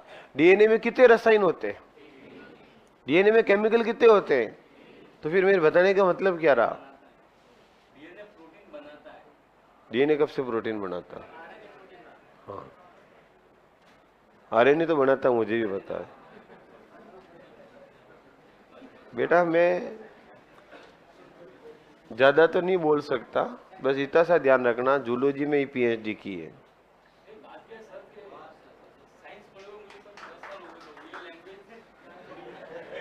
कोई दिक्कत नहीं, तो मैं सुनता हूं ना आराम से, मैं सुनता नहीं हूं आपकी बातें, आंसर नहीं देता हूं, गलत होता तो बता भी देता हूं। तो फिर और क्या चाहिए। मैं हमेशा क्लास के अंदर अपनी ओर से पूरी तरह से संयम और समझदारी रखने का प्रयास करता हूँ, संयम भी रखने का प्रयास करता हूँ और वापस आंसर भी देने का, गलती भी दूर करने का प्रयास करता हूँ। फिर भी कहीं गलती हो सकता है, हम भी इंसान हैं। नेक्स्ट भाई, मैं भी तो इंसान ही आपकी तरह, सब जगह हर समय मूड एक जैसा नहीं रहता है। इधर बढ़े वापस। तो देखो प्यारे मेरे विद्यार्थियों, मैंने स्पष्ट कह दिया कि डीएनए में केमिकल कितने होते हैं, तो चौथा सोचना ही नहीं चाहिए। हाँ क्या नहीं, ये अंतर नहीं लिख सकते, क्योंकि इसमें ऐसा होता है बेटा, सेंट्रल डॉगमा हो जाएगा फिर कि जब भी प्रोटीन चाहिए तो डीएनए से आरएनए बना दो और आरएनए से प्रोटीन बन जाएगा। तो कौन कहता नहीं बनता है। हर जगह अपवाद मन से नहीं निकलते, कहीं ना कोई रिएक्शन होती है। चलो आगे बढ़ो आगे। क्या बोल रहा था मैं, वापस टॉपिक पे लगाओ मुझे, मैं खुद ही भटक गया। आरएनए के बारे में कुछ बोल रहा था, ठीक है। इधर इधर उधर नहीं, इधर बोर्ड पे आना। हम किसकी बात कर रहे हैं, थोड़ी सी आपके साथ आरएनए की। आज का पूरा पीरियड आरएनए डीएनए को समर्पित रहा है और पूरा पढ़ाते हुए 2 घंटों में पढ़ा दिया। जो 4-5 घंटे होते हैं लगभग डीएनए हो गया पूरा, आरएनए भी हो गया, थोड़ा सा बचा है। आरएनए प्यारे मित्रों 2 प्रकार का होता है। देखो आरएनए की खोज किसने की, हमने लिख दिया, वही फ्रेडरिक मिशर। आरएनए में क्या क्या होता है हमने लिख दिया, नाइट्रोनिसार, फॉस्फेट और शर्करा होता है। तो फिर अंतर क्या होता है, हमने लिख दिया, थाइमिन, यूरेसिल का, श्रृंखला का और निर्माण का, लिख चुके हैं मित्रों। अब आरएनए के प्रकार हमने नहीं लिखे, तो ध्यान रखना प्यारे मित्रों, आरएनए कितने प्रकार का होता है, 2 प्रकार का। आरएनए कितने प्रकार का होता है, 2 प्रकार का। कौन कौन सा, एक ही और एक वो।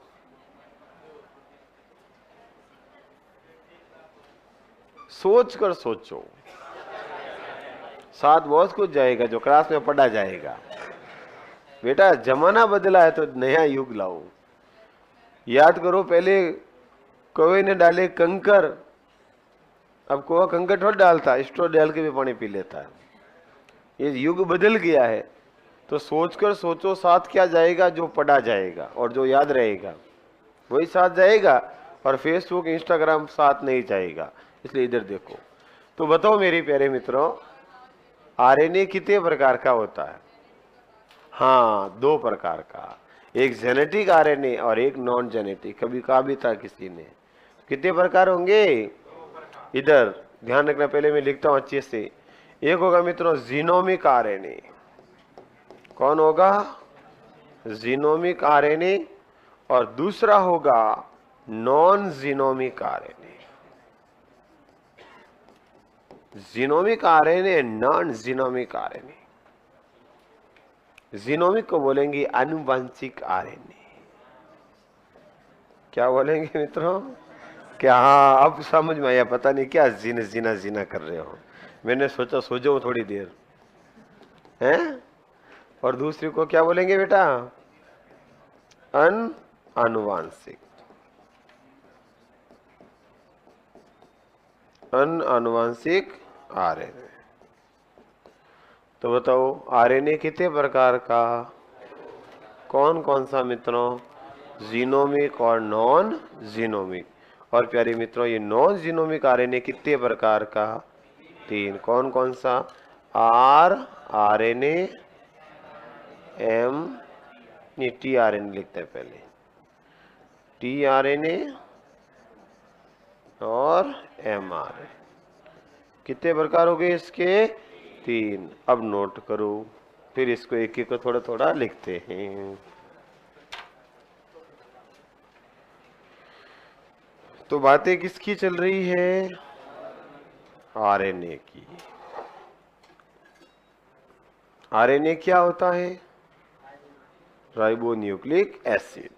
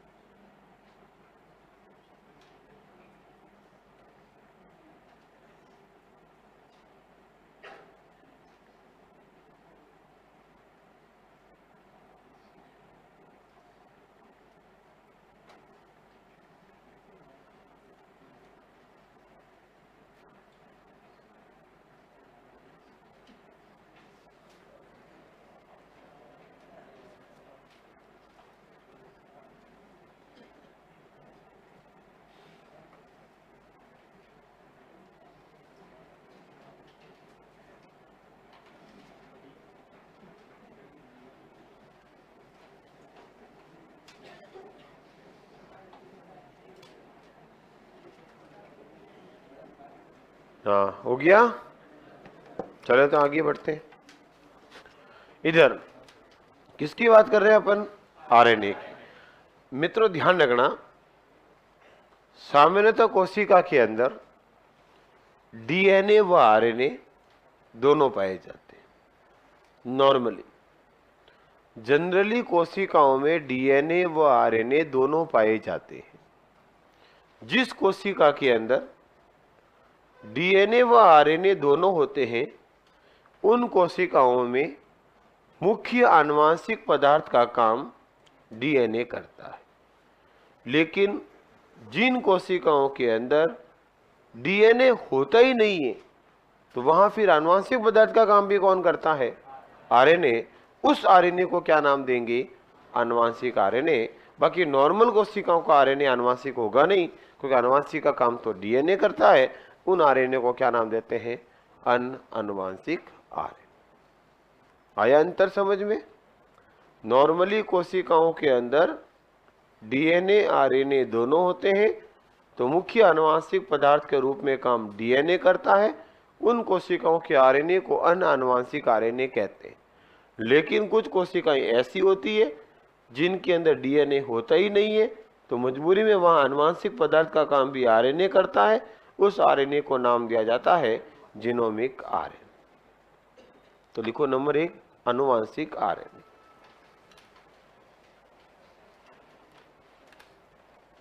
आनुवांशिक आरएनए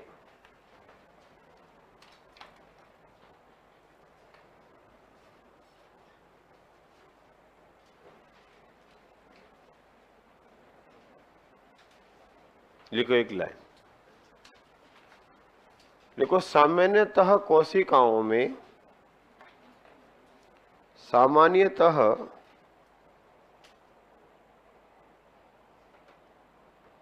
सामान्यतः कोशिकाओं में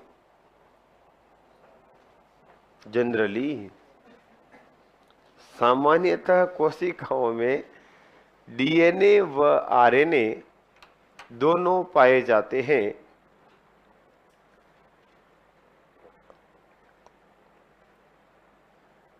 डीएनए व आरएनए दोनों पाए जाते हैं तो मुख्य आनुवांशिक पदार्थ का कार्य मुख्य आनुवांशिक पदार्थ का कार्य मुख्य आनुवांशिक पदार्थ का कार्य डीएनए करता है। डीएनए करता है। लेकिन जिन कोशिकाओं में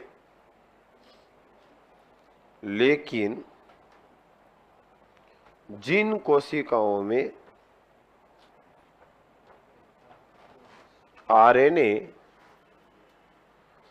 नहीं डीएनए सॉरी लेकिन जिन कोशिकाओं में डीएनए नहीं पाया जाता, जिन कोशिकाओं में डीएनए नहीं पाया जाता उन कोशिकाओं में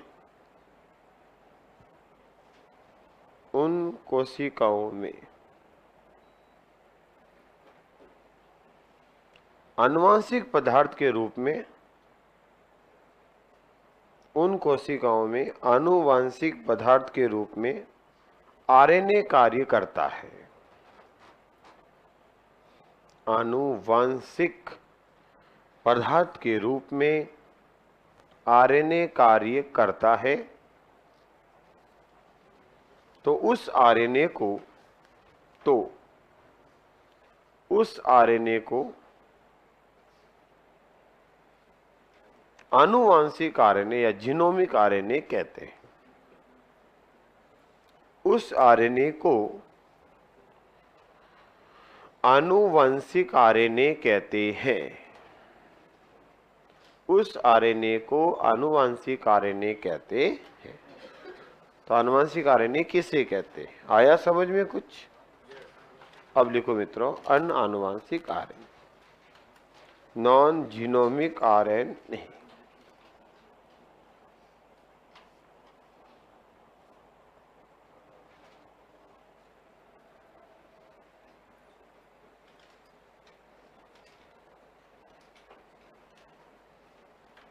अनुवांशिक आरएनए।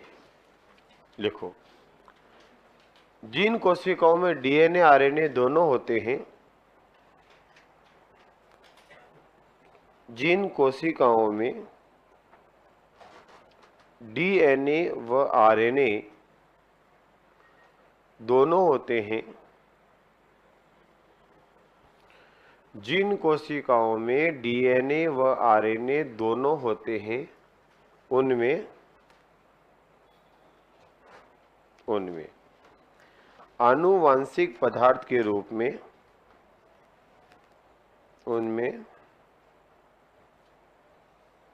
आनुवांशिक पदार्थ के रूप में डीएनए कार्य करता है। आनुवांशिक पदार्थ के रूप में डीएनए कार्य करता है, तो उन कोशिकाओं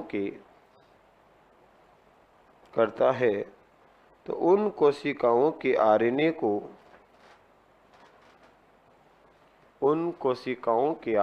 को अनानुवांशिक आरएनए कहते हैं। आरएनए को अनानुवांशिक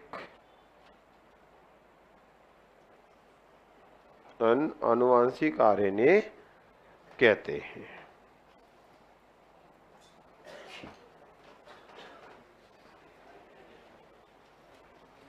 देखो, यह 3 प्रकार का होता है।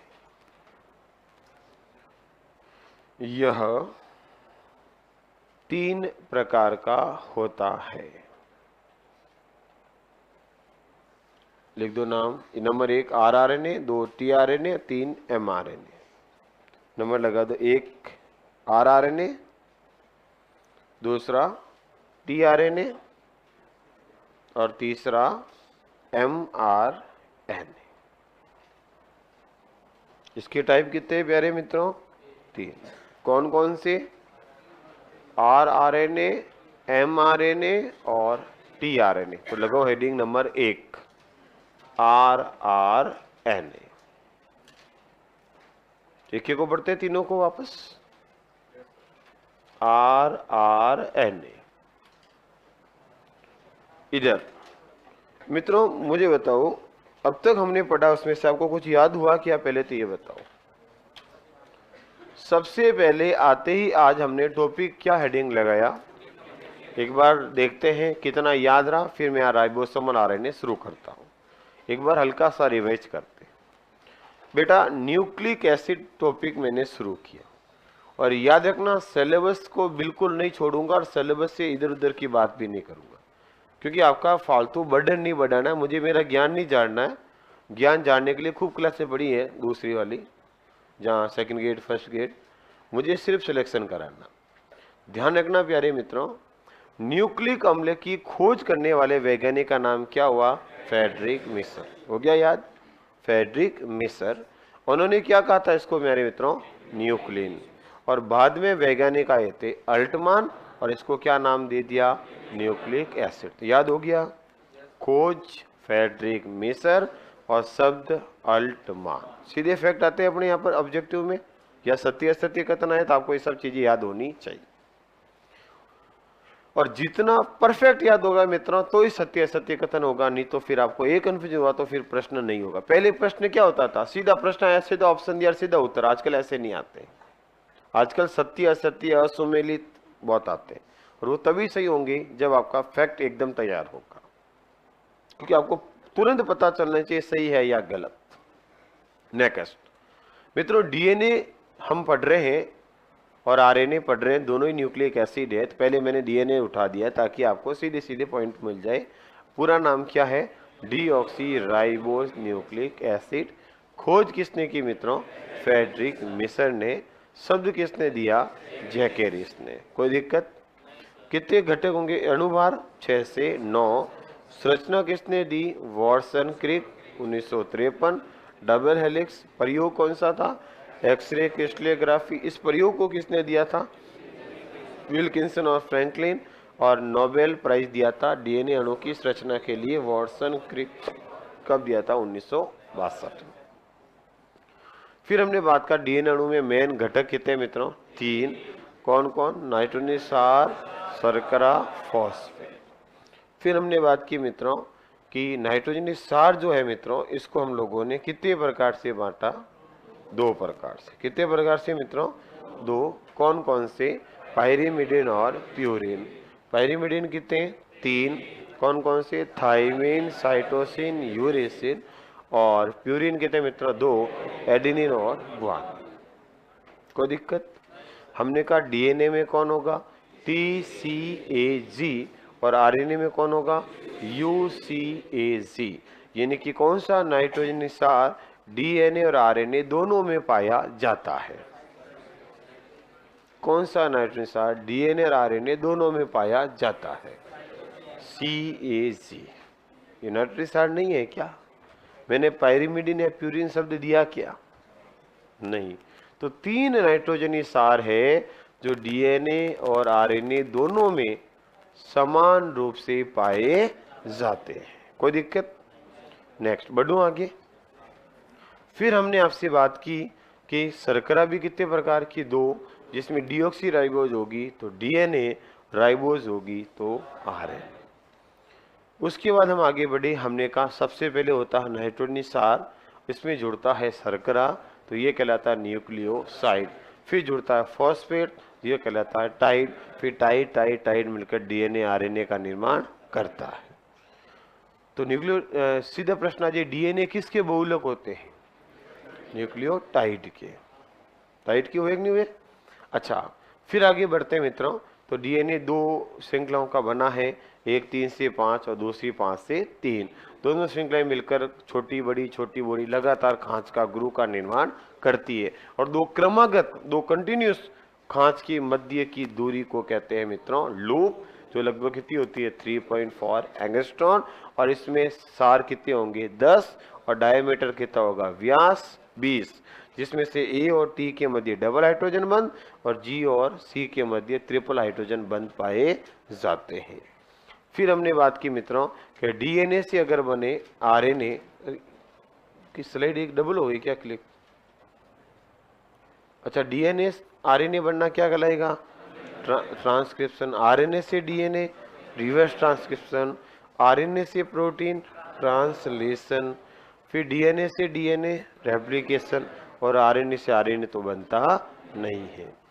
उसके बाद हम आगे बढ़े और हमने कहा डीएनए आरएनए में अंतर। डीएनए 2 नियुक्त श्रृंखला का, आरएनए 1 श्रृंखला का। डीएनए में डीऑक्सीराइबोस, आरएनए में राइबोस। डीएनए में थाइमिन, आरएनए में यूरेसिल।